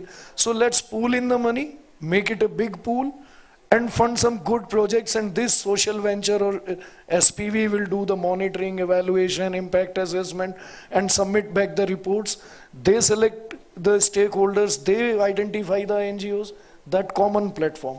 And then fourth is also happening where companies are directly involved, identifying themselves, creating a CSR division. Nowadays, in every good company, you will find a CSR division, which used not to be, you won't find it before the CSR Act came in. And one last point, sir, like it is a ever evolving and learning process, like chadars and other thing we mentioned here. There is a big risk of duplicacy. I'm also going and doing there. Sir is also going and doing there. Third party will come into the same village doing same kind of activities after 5 years. So there is no track record of that. So that was happening in Rajasthan, sir, for check dams. So when Rajasthan government realizes that some NGO came, made the check dam, and then forest head of the village just claimed it and claimed the money for that. So what government did? Quickly they made a portal, listed all the micro watersheds which has been done, which are yet to be done, and then you can go to the portal, select the village and the check dam which has not yet been done. So that way government also needs to be more proactive, willing to learn, willing to evolve the best practices to support the corporates to keep doing the good work. So that's how we do it. Thank you, sir. Excellent suggestion you gave. The one very common misunderstanding or misconceptions or lack of understanding is that business is for business. But business is not isolated entity. No, they are grounded in the society, they are grounded in the environment, and they have moral and ethical responsibility, obligations to do something. So this 1% or 1.2%, it's not a begging, it's their responsibility towards the society where they are working. So if that basic fundamentals are accepted, then mechanism, institutional arrangement, legal provision, monitoring, evaluation, they are more operational part we want to do. But the problem here in Nepal, at least in my observation, is that the private sector, the business sector feels that it's our responsibility is to do business and earn the profit and pay the tax to the government, that's all. But we are still lagging behind to make people aware that it is not only that. You have the social responsibility, environmental responsibility because you are working there. So more or less, this type of the message is also coming from all the panelists. We have still 19 minutes. I have a few concerns, but that is still one round I want to go for. I will go with you, sir. You came up with the idea of this semi-autonomous, more facilitating type of the organization. who can help to translate this CSR principle into action. That is very excellent. But operationally, as we heard, even in India, there are so many diversities, so many difficulties, so many issues, because some companies wants to do their own way. They have to do their own mechanism with their own competent human resources, whatever in the selected sector, the others want to do differently. Perhaps it is not that complicated in Nepal because we have a small scale less, and in my personal opinion, the CSR investment area shouldn't be limited to only specific geography, but as a country as a whole also in the national. So what you suggest about the more practical way of addressing all these issues? What is your perspective? Like the semi-autonomous institution, very fine. That is one which we should debate more. But are there any other way that this differences, difficulties, or the different approaches India is applying? They are forming alliance. They are a CSR committee who selects the priority area, and they work in that way. So what is your very concrete recommendations? I really like to echo your opinion about it's not about money, it's about society. I'm born in Janakpur, and especially those in Nepal, they know Janakpur cigarette factory, which is closed now, which is now a political headquarters of the provincial government. We love politics over money, that's the reality. So Janakpur cigarette factory used to be the largest one 20, 30 years ago, paying a lot of revenue, employment opportunity, supporting the tobacco farmers, but then it also produced tons of wastewaters, chemical, which spoiled thousands of acres of farming lands. Who is paying the price? No one. So I think perhaps that's the driving factor behind Nepal government. It's seeking 50% or 40% of your CSR money go to the constituency where you do business. So if you do business in Tanuhu, then certain percent of your money should go to those people. Like Dabar does business in Dhangadi, then certain part of this go to the people who are affected directly and immediately. I think that's a very good approach. At least you feel you pay back to the community who are suffering because of your profit. Another is when I say semi-autonomous, I mean I didn't talk about centralized. I basically asked for, like, if you see India's Company Act, it has a comprehensive details, I would say, comprehensive roles and responsibilities here between union, even panchayat. So I think we can also think about how we engage ward office, provincial office, and local government in this body. There is also a way of making it more inclusive. So rather than having government bureaucrats sitting into office, we can have a kind of electoral role for the private sector to sit in. CSOs like AIN, NFN kind of CSOs also be part of it. So we can make it more inclusive in terms of making sure this is not completely governed and dictated. This should be more facilitative rather than controlling, because you cannot, there is no country on earth who agree on this CSR thing. It has to be customized. For example, it also depends on, if you look at Global Business Compact, if you look UNGP on business and human rights, it wants you as a company to really think about the negative consequences of your profit making. For example, if you are in an extracting business, your accountability is more than if you are engaged in service sector. So I think this is a new debate. We can work this out. I didn't mean to have bureaucrat dictating every detail, but then it has to be somewhere where we go and say, okay, this is the one place where we go. We can also digitalize the whole process rather than going for manual, like in India. It prioritizes eco. If you want to work in Jharkhand, okay, these are the area where you go. These are the CSOs. You can make integrated platform, and that's how I think in a country like Nepal, this is more effective rather than another big elephant in the room. And Dr. Kalauni, in your prescription, what we shouldn't do, or in other words, how we can promote the PPP the private, the public, government, civil society, organization working together, where can be the niches to start with, because if we want to do something innovative and convince the government that this model works, we have to demonstrate. You are supporting all over the country. So which are the thematic area, which are the geographical area, which are the institutional arrangement that are more conducive to demonstrate to the government that this model of CSR is more practical? Do you have any prescription or any opinion? Well, I think on what we should not do, I think we should not push the actors away from each other. Whether we talk about from the non-government sector, if we talk about the government, we should not just look at what the downsize and what the, unnecessary bureaucracy and all those negatives are. From the corporate sector, whether you look at the beneficiaries or the government, we should not create distance. I think CSR is an opportunity to bring these actors together. Since you use the terminology PPP, I think PPP is an opportunity to bring our strengths together. We have spent a lot of time and energy criticizing each other.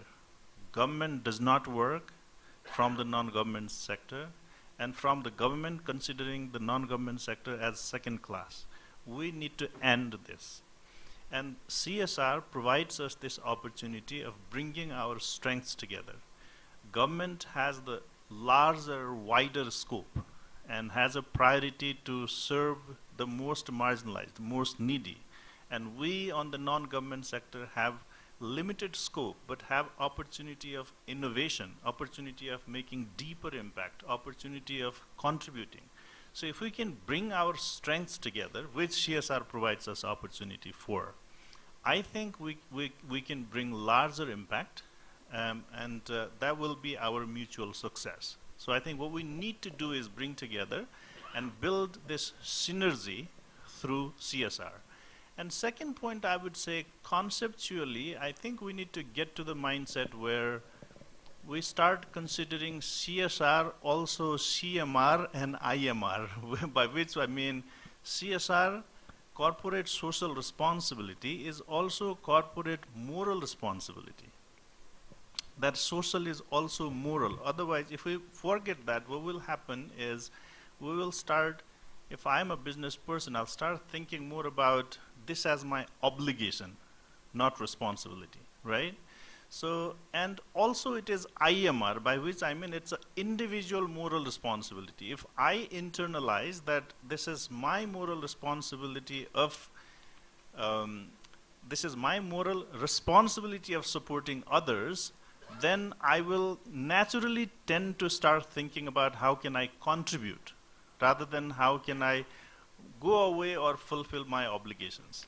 And this concept and building synergy is the way forward, I think. Thank you. Charuji, based on what has been discussing in Nepal, one small sector, more education sector, I want to get your perspective on that. I will quickly share.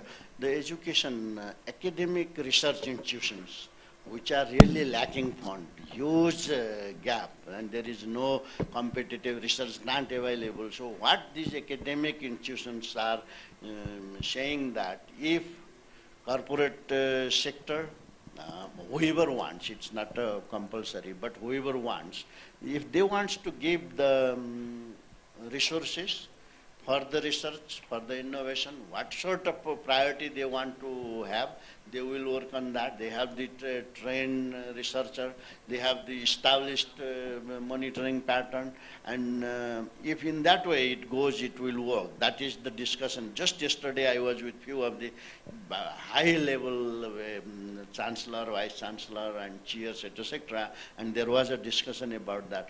Do you have any such experience in India that the CSR fund is channeled for the research and innovation in the academic institution, research institution?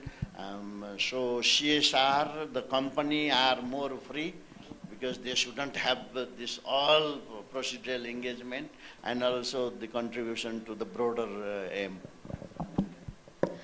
Yes, so in India, it is the situation that there are money that has been channelized for the innovation and research, but it has a different perspective to it. It is not only for education sector, but also for social enterprises, and also in different angles it has been looked upon. So it is education, it is innovation, it is technology, it is AI. So all of these sectors need somewhere a research so that we understand what's happening globally, what's the situation of India, and what's good happening outside India, and that can be worked upon in countries.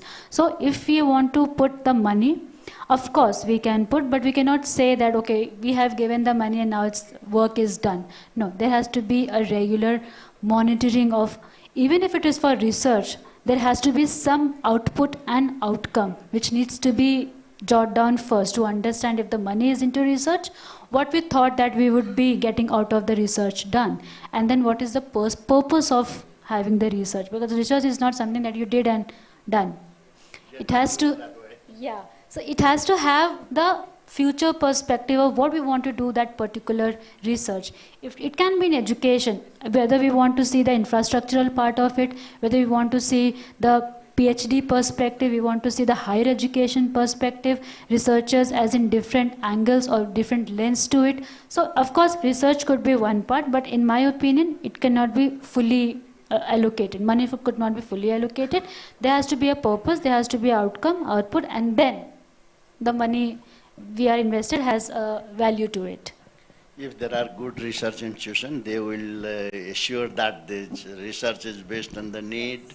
They will have the research output. So, yes. So one possibility is based on Indian experience is that the CSR resources can be channelized to the academic research institution. Yes. Okay. So in India we does that with TISS.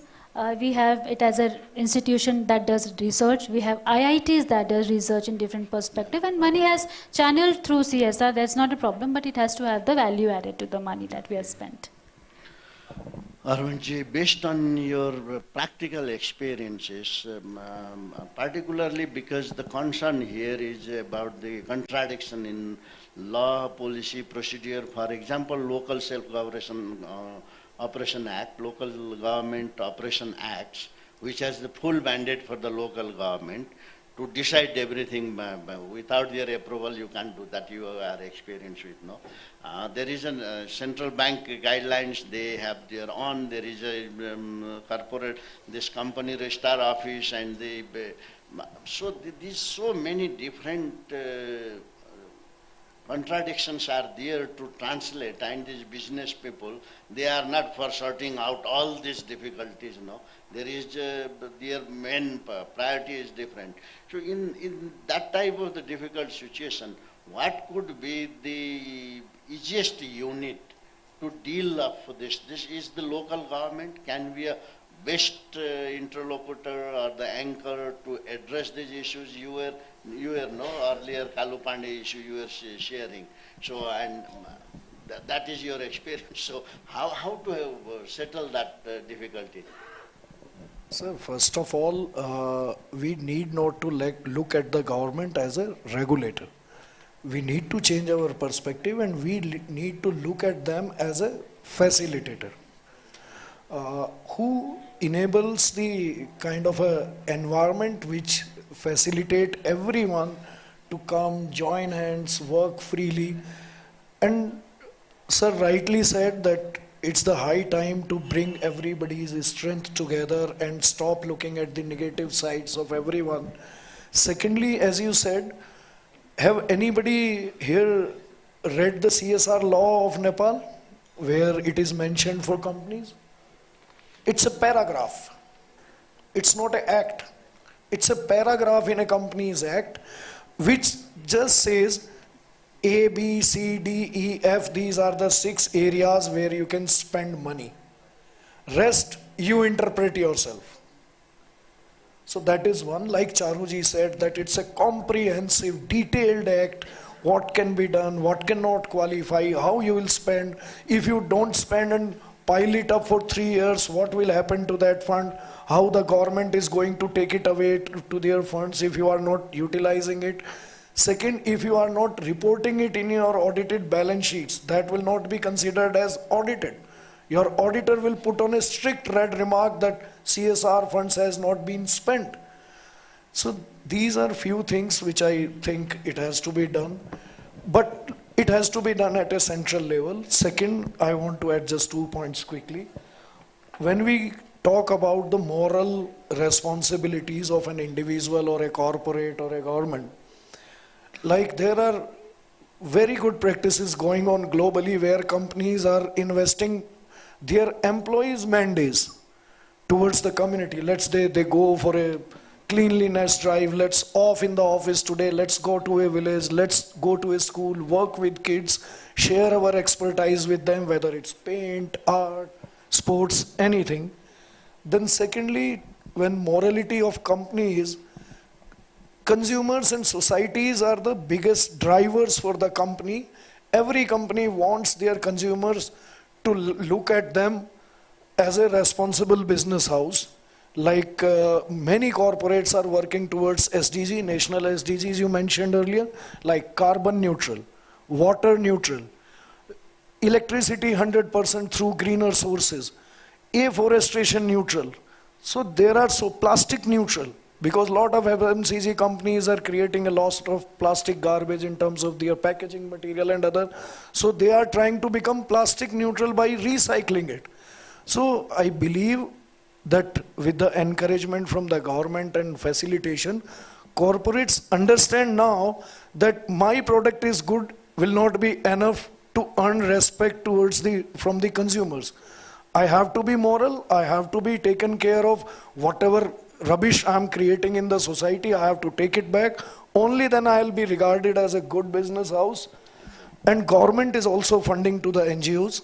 You go to Ministry of Science and Technology, you can get funds for technology to NGOs. You go to Ministry of Adivasi people, you will get funds for their livelihood generations and other.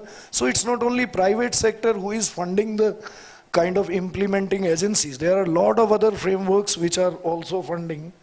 So I guess SDGs and other things can be aligned in a broader perspective. Thanks a lot. And that's possible. But at a central level, we need a comprehensive act to avoid this confusion. Thank you, sir. These all we will summarize later. Now, we have 1 minute and 30 seconds. That is for the next discussion. At the end, 5 minutes, I will have to summarize, synthesize all what discussed here. So, for us, for the group question, answer, discussion, comment, whatever it is, we will have the 25 minutes. And there, not the lengthy explanation, very short question or very short comment specific to a specific person. I would request anyone, I can't name, so just I have to identify once you raise the hand, but there are good volunteers, they will help me to identify. And until 25, we will be taking questions, and then the last 5 minutes is for me, I have reserved for that. So with that, the floor is open, discussion is open. Please be brief, be specific, introduce your name and company, so it will help later for the organizer. Thank you. Perfect. We have somebody who wants to ask a question.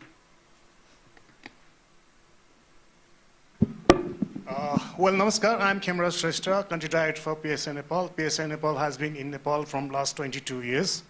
So, and first of all, I would like to thank the organizing team, BIFCAP, Mr. Ragmi and Prithiviji, who has initiated this discussion and this forum of inviting all these people from different business houses. However, one comment I would like to make in the initial phase is like, we are talking about corporate social responsibilities, and the logos that when I see, there are lots of big corporate houses, but they were not interested participating in this very important events. So that is a comment I have.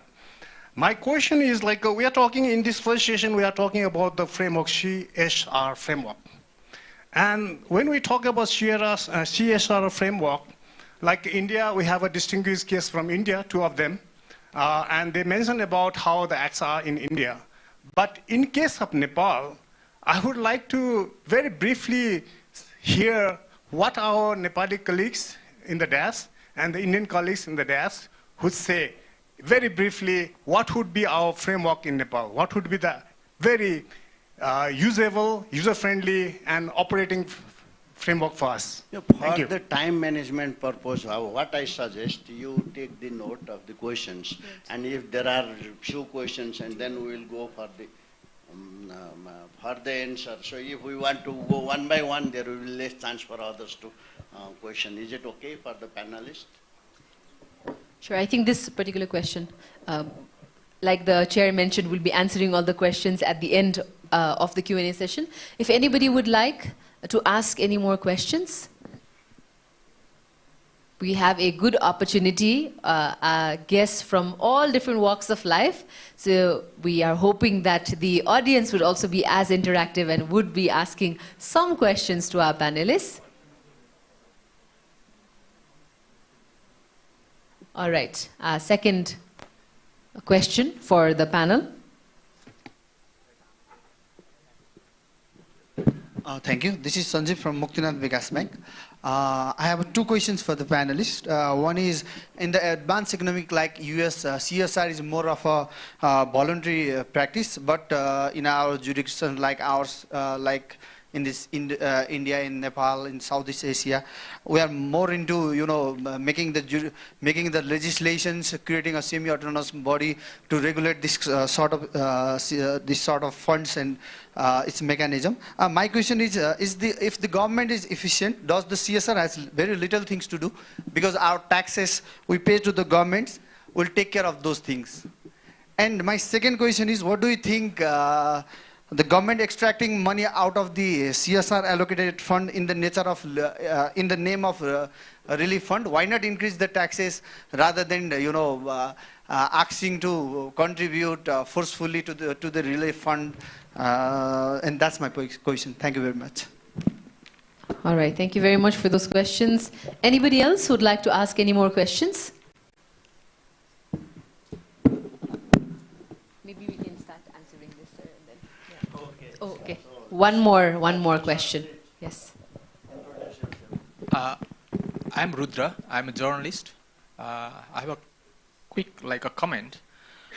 I have been following this CSR for a few months, and I was just wondering, our private sector, professional bodies, I mean like FNCCI or any other organizations that represent different sectors of businesses, they don't have even code of ethics.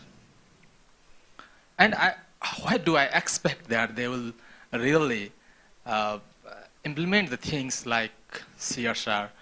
Let me tell you an example. I am seeing a logo of an organization in this group, in this whatever, powered or supported or whatever.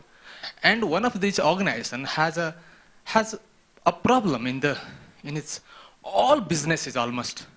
It's in a public record. And then we are expecting that the organization comes to the fore and implements CSR activities. And let me tell you an example, very pointed example, like this organization, this company collects funds from other donor agencies and then implements projects with the CSR funds, mixing it together. And the tendency is, this is not the single company I am pointing to, the tendency is that most of the corporate houses have their separate foundations, and they do not, they bring the money, CSR money, from one pocket and put into another pocket and does like a private money, or let's say personal money. And my point is that the situation is so horrible, I would say, so embarrassing, that whether it is CSR, I don't think so. Thank you. All right. Fourth question.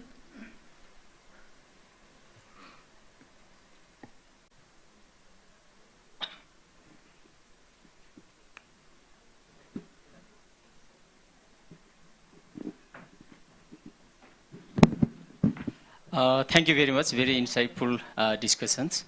I have just one query to maybe Charu ma'am or Arvind sir. Actually, in Nepal or in the world, India is the second contributor country for the carbon emission.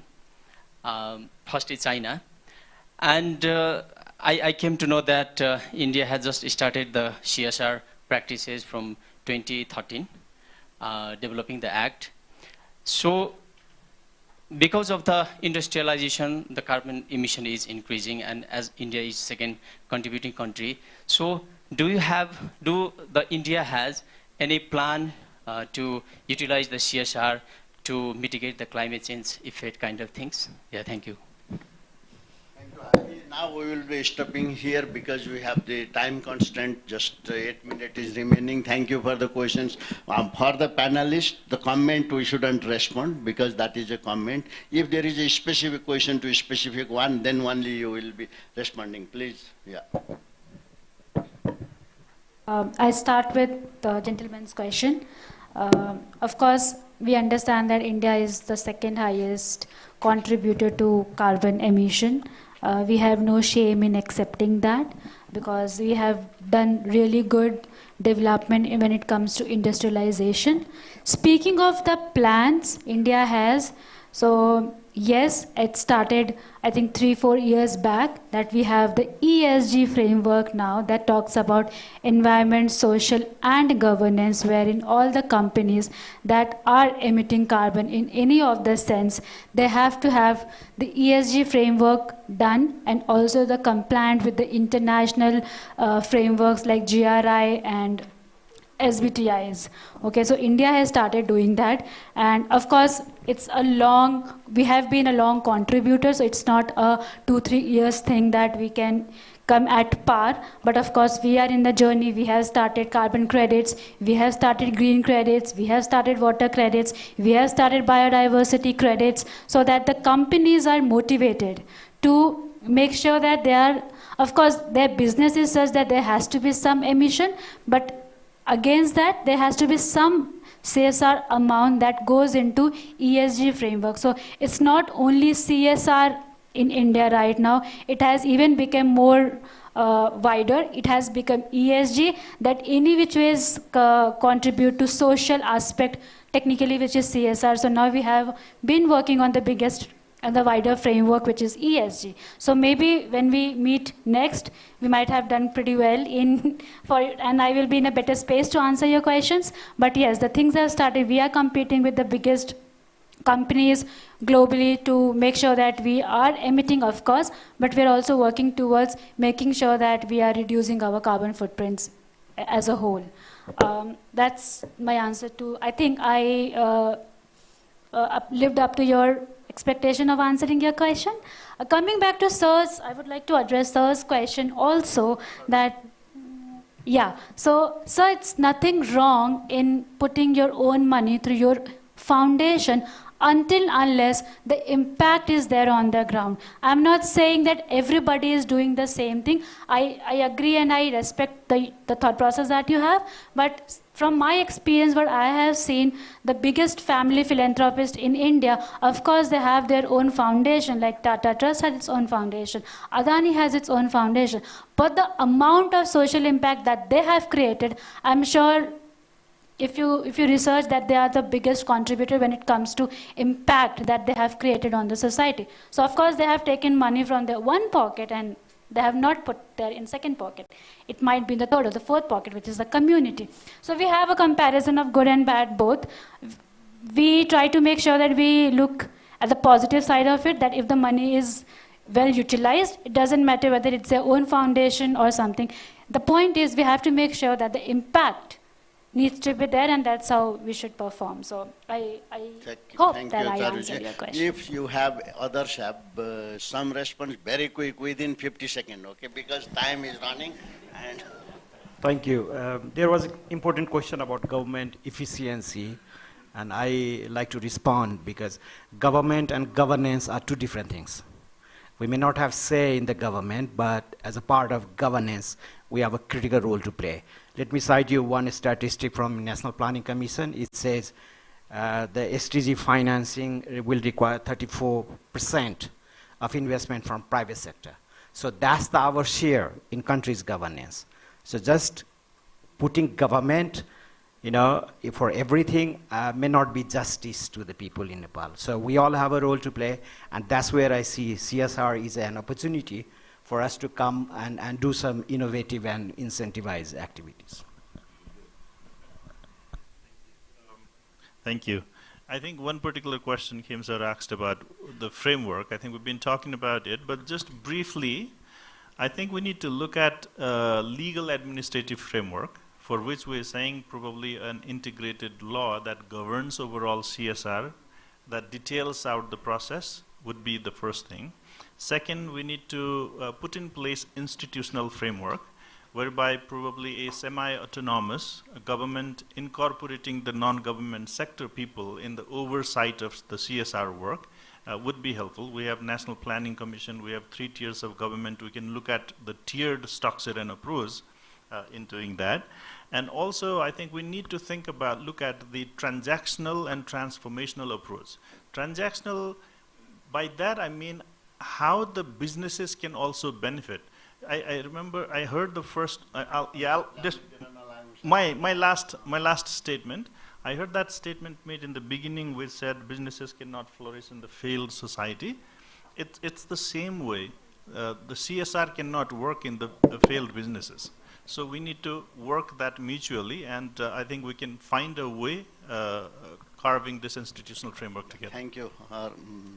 Arvindji, do you have? Just one small response to the question that why look for CSR, why don't take the money direct from the corporates by the government in terms of tax or in any form. Then we come back to the point where we started, that there is a big trust issue, how it is going to be implemented and how it is going to be utilized. Either you just write a check to the PM Cares Fund, why need to use a tax? You just made a one-line act that every 1% of the profit, every corporate has to donate it to the government, job done. But I don't think that will serve the purpose, and increasing tax, where individuals are paying 40%, 39%, one of the highest paying income tax, then you increase the corporate tax. On one hand, we are facing lack of FDIs, lack of employment, our youths are migrating. So I don't think it would be a wise idea just to impose higher taxes, or just to, it might be taken as a snatching money from corporates' pocket. Thank you. So there is a big kind of a risk. If there was enough time, I could give you a lot, but it's a very stressed time. But if I am not synthesizing or summarizing something, it will not be fair for the panel. What I very quickly bring is that this is a learning exercise. CSR is new in this country. Of course, big these business houses, if they were here, it would be good. They are not. But gradually, this type of the debate discussion will also pull them in the future. It is a learning. There are so many mistakes we are learning, but we have to correct and go ahead. So few things, the philosophy, business are not far from the community, and therefore they have the responsibility and have to do. And it is not for someone to do, it is for the impact to the intended people, and for that we have to have the very strong single national policy which will provide the framework for the CSR.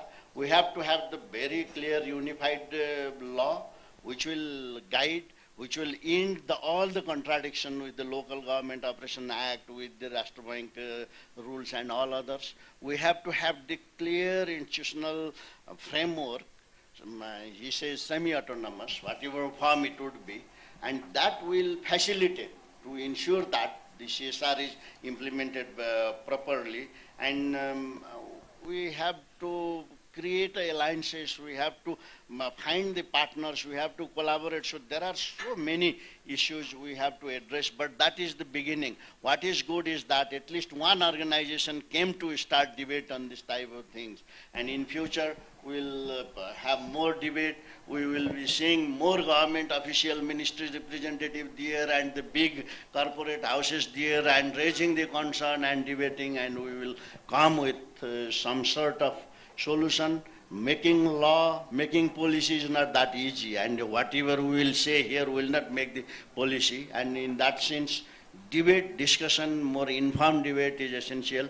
Research, evidence is generating to discuss, that is important. So the organizer, they did it, excellent. Thank you very much for listening and bearing us. I have not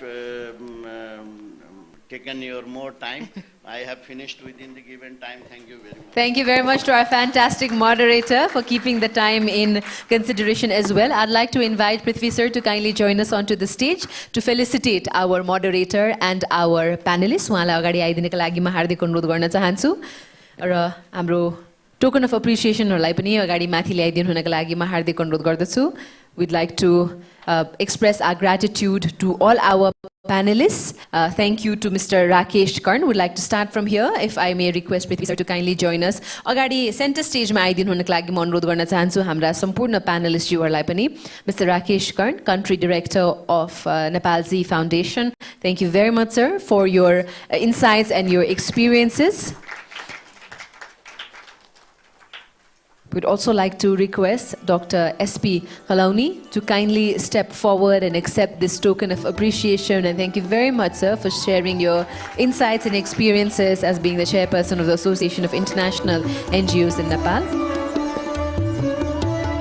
We'd also like to thank Ms. Charu Mishra and request her to kindly step forward and accept this token of gratitude for coming all the way to Nepal and for sharing her experiences as well. Gratitude to Mr. Arvind Rana as well, Head Medicinal Plants Bioresource Division, Dawa Nepal Private Limited. Thank you, Arvind sir, for sharing your remarks and insights with all of us in this first panel discussion as we discussed on developing a strong CSR framework in Nepal. I'd also like to now invite our moderator to kindly step forward and accept this token of appreciation. Vishnu Raj Upreti. Thank you very much, sir, for finishing on time, asking the right questions and making sure that this was a truly enriching first panel discussion. Thank you very much. Thank you, distinguished guests. May I request all our distinguished guests for a group photograph? I request everybody to kindly step forward. Request Prithvi sir to join in this group photograph as well. र यसपछि हामी यहाँहरुलाई एउटा सानो presentation पनि देखाउन जाँदैछौं र यहाँ सम्पूर्णलाई म जानकारी पनि गराउन चाहन्छु. Would like to let everybody know that the revenue collected from today's event in collaboration with Z Foundation, the organizers are about to organize a financial literacy program for about 400 farmers in 3 different cities in Bhojpur, Khotang and Solukhumbu as well. So thank you to each and every one of you who are present here for contributing to that as well. Thank you to each and every one of you. We'd also like to thank Z Foundation for being associated with us, powered by Nabil Bank, Knowledge Partner Skill Best, Social Initiation with NGO Federation of Nepal and Wet Hunger Hilfe. Supported by NICCI, Surya Nepal, Panchakanya Group, Shine Reshunga Development Bank, School of Technical Analysis, Assurance Incorporation Management Service Private Limited. And now, I'd like to request Arjun sir also to kindly step forward, if we have Arjun sir. And may I please request our CEO to present this token of appreciation.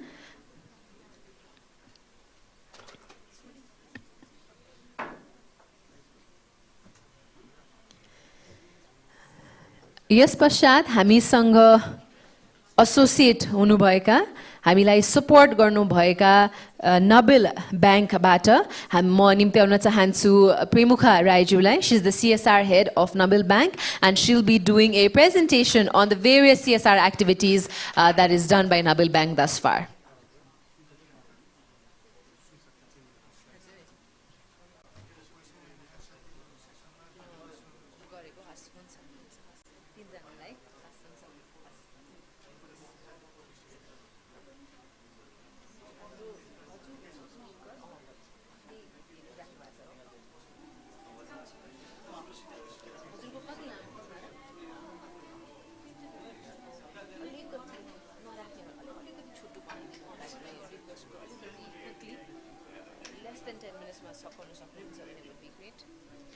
What we're also doing is, from the information that I've just had, we have a small incentive for the people who are asking us questions as well. So may I request our chair or our moderator of this previous session to maybe distribute these small gifts that we have to the ones who ask this question. So we have some chocolates. म बहिनीलाई अनुरोध गर्न चाहन्छु त्यो अगाडि लगिदिनु होला सायद उहाँले हामीले डिस्ट्रिब्युट पनि गर्छौं can the people who've asked these questions also maybe stand up, and I would like to request our moderator to kindly do the honors.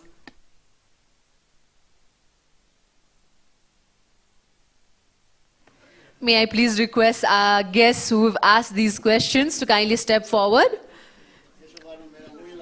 Yes, most definitely हजुर त्यही गरौँ त्यो लगेर हाम्रो जसले प्रश्न सोध्नु भएको थियो उहाँहरुलाई प्लिज दिदिनु होला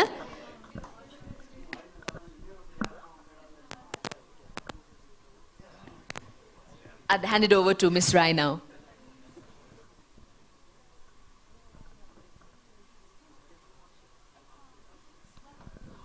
Good afternoon to all. I'm Premuka Rai.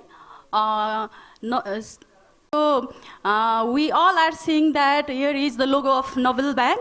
So we are our category is powered by, but I would like to tell that we are not funding the fund for this event from the CSR fund because of the constraint of the Nepal Rashtra Bank policy. So we are funding this event from our business promotion. So with this background, I would like to start my presentation.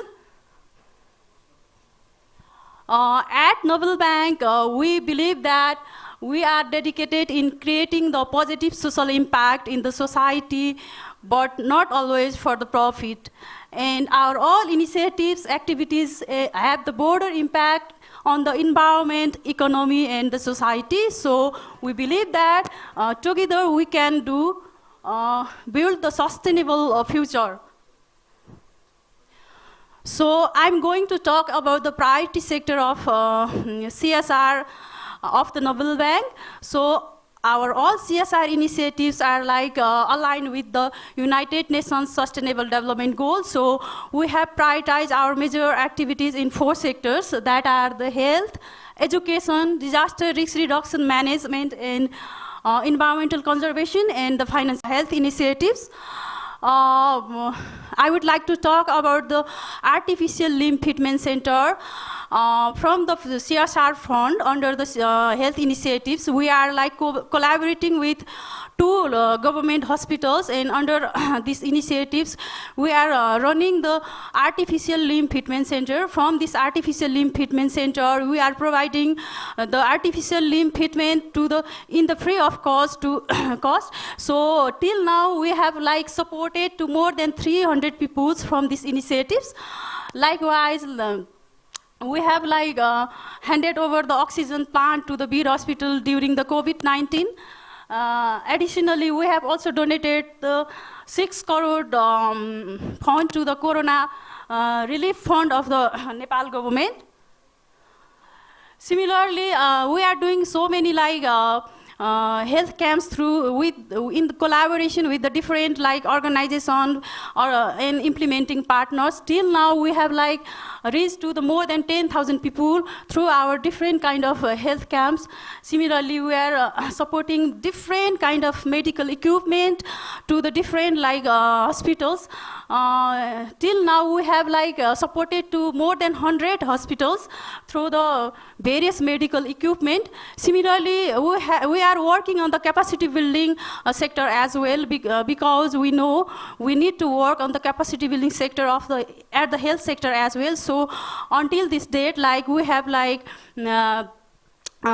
supported with the capacity building training to more than 500 health workers all over the Nepal.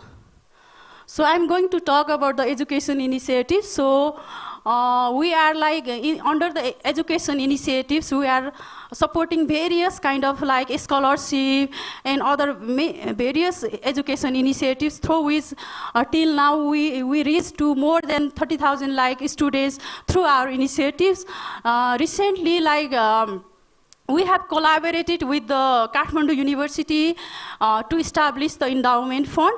So under this, like from this endowment fund, we are providing support, like scholarship support to the undergrad student under the management stream of the Kathmandu University.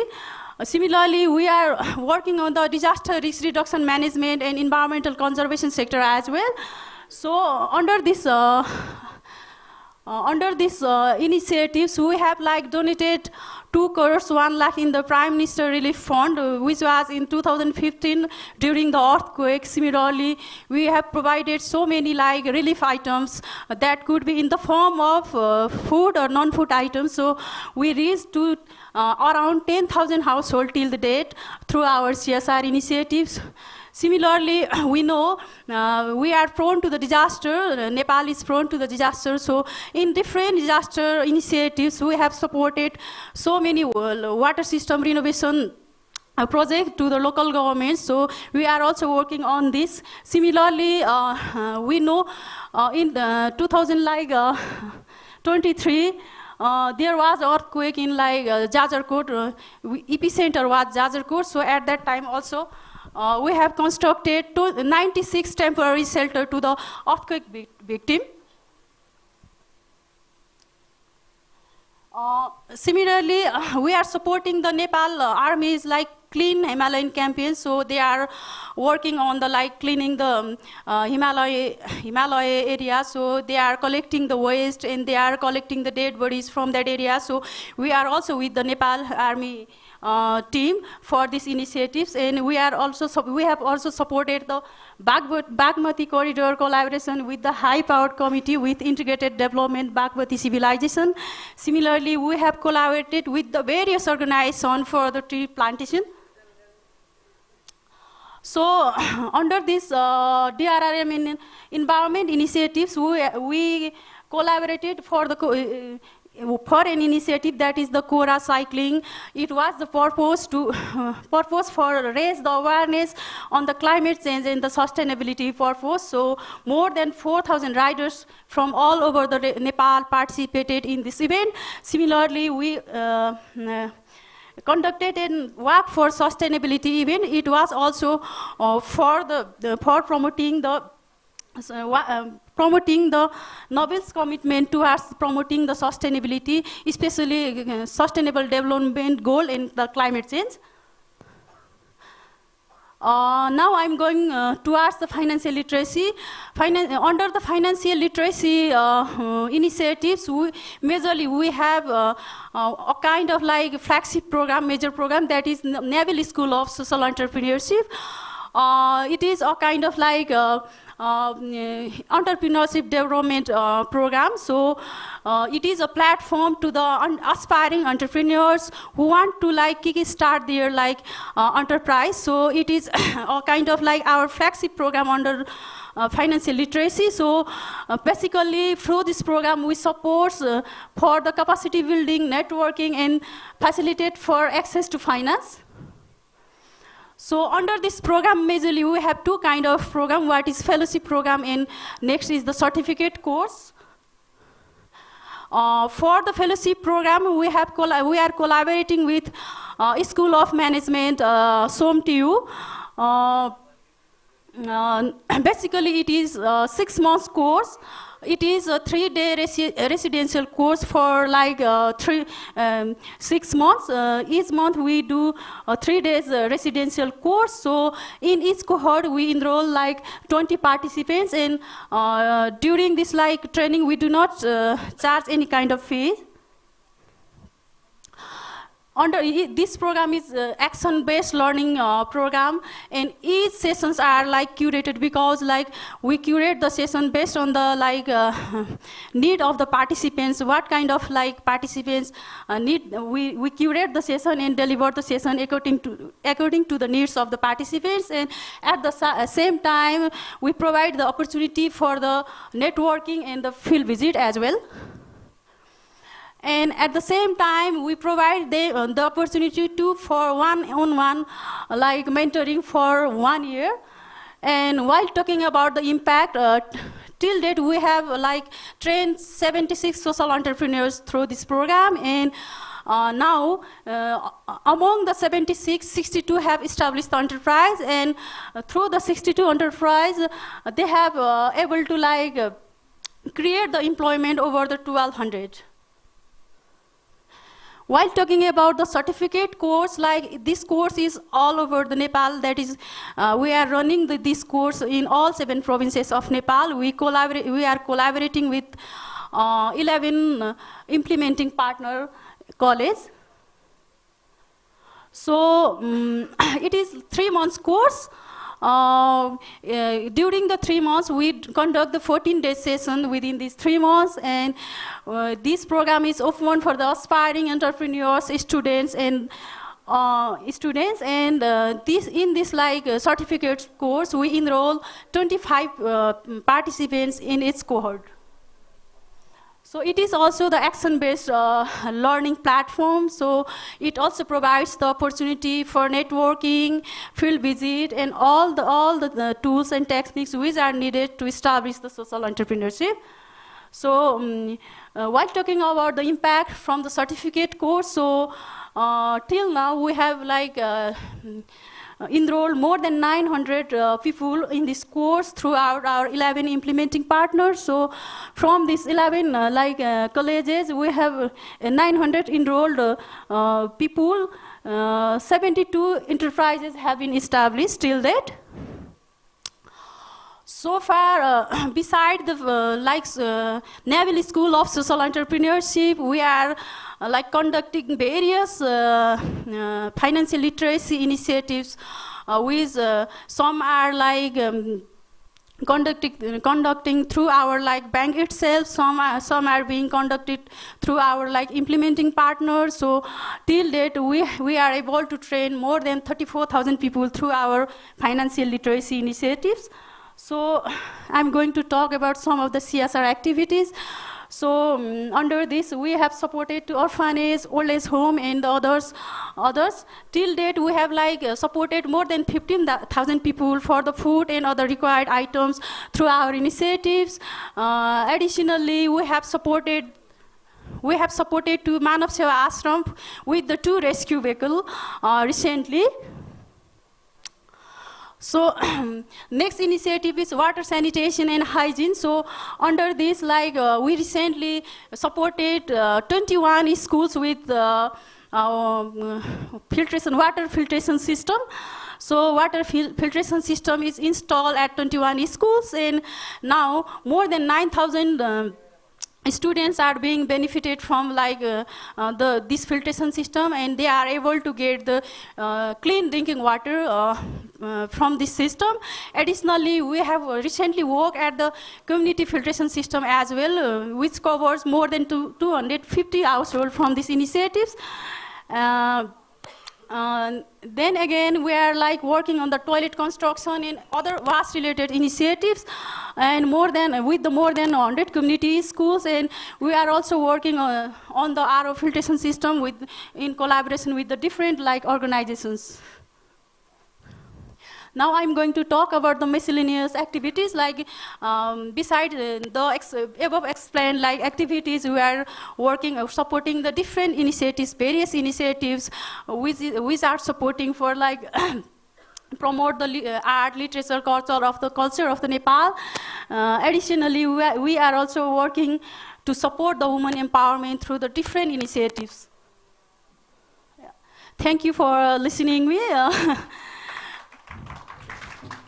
Thank you very much, Ms. Rai. Thank you very much for highlighting the impactful work that is done by Nabil Bank across various dimensions of the corporate social responsibility. And thank you for showing us and demonstrating how with the right corporate leadership, when it's rooted in values, they can most definitely create ripples of positive change in the society as well. So distinguished guests, ladies and gentlemen, with that, we conclude our first panel discussion and the first half of today's Indo-Nepal CSR Summit as well. I'd now like to request all our distinguished guests to please join us for some lunch outside so that we can all come back with more energy to tackle panel 2, 3, and 4 post-lunch break. Thank you very much, and please do enjoy lunch. We really hope to see you back by 1:20 if possible. So a 30-35 minutes lunch break. Thank you very much, and please do enjoy.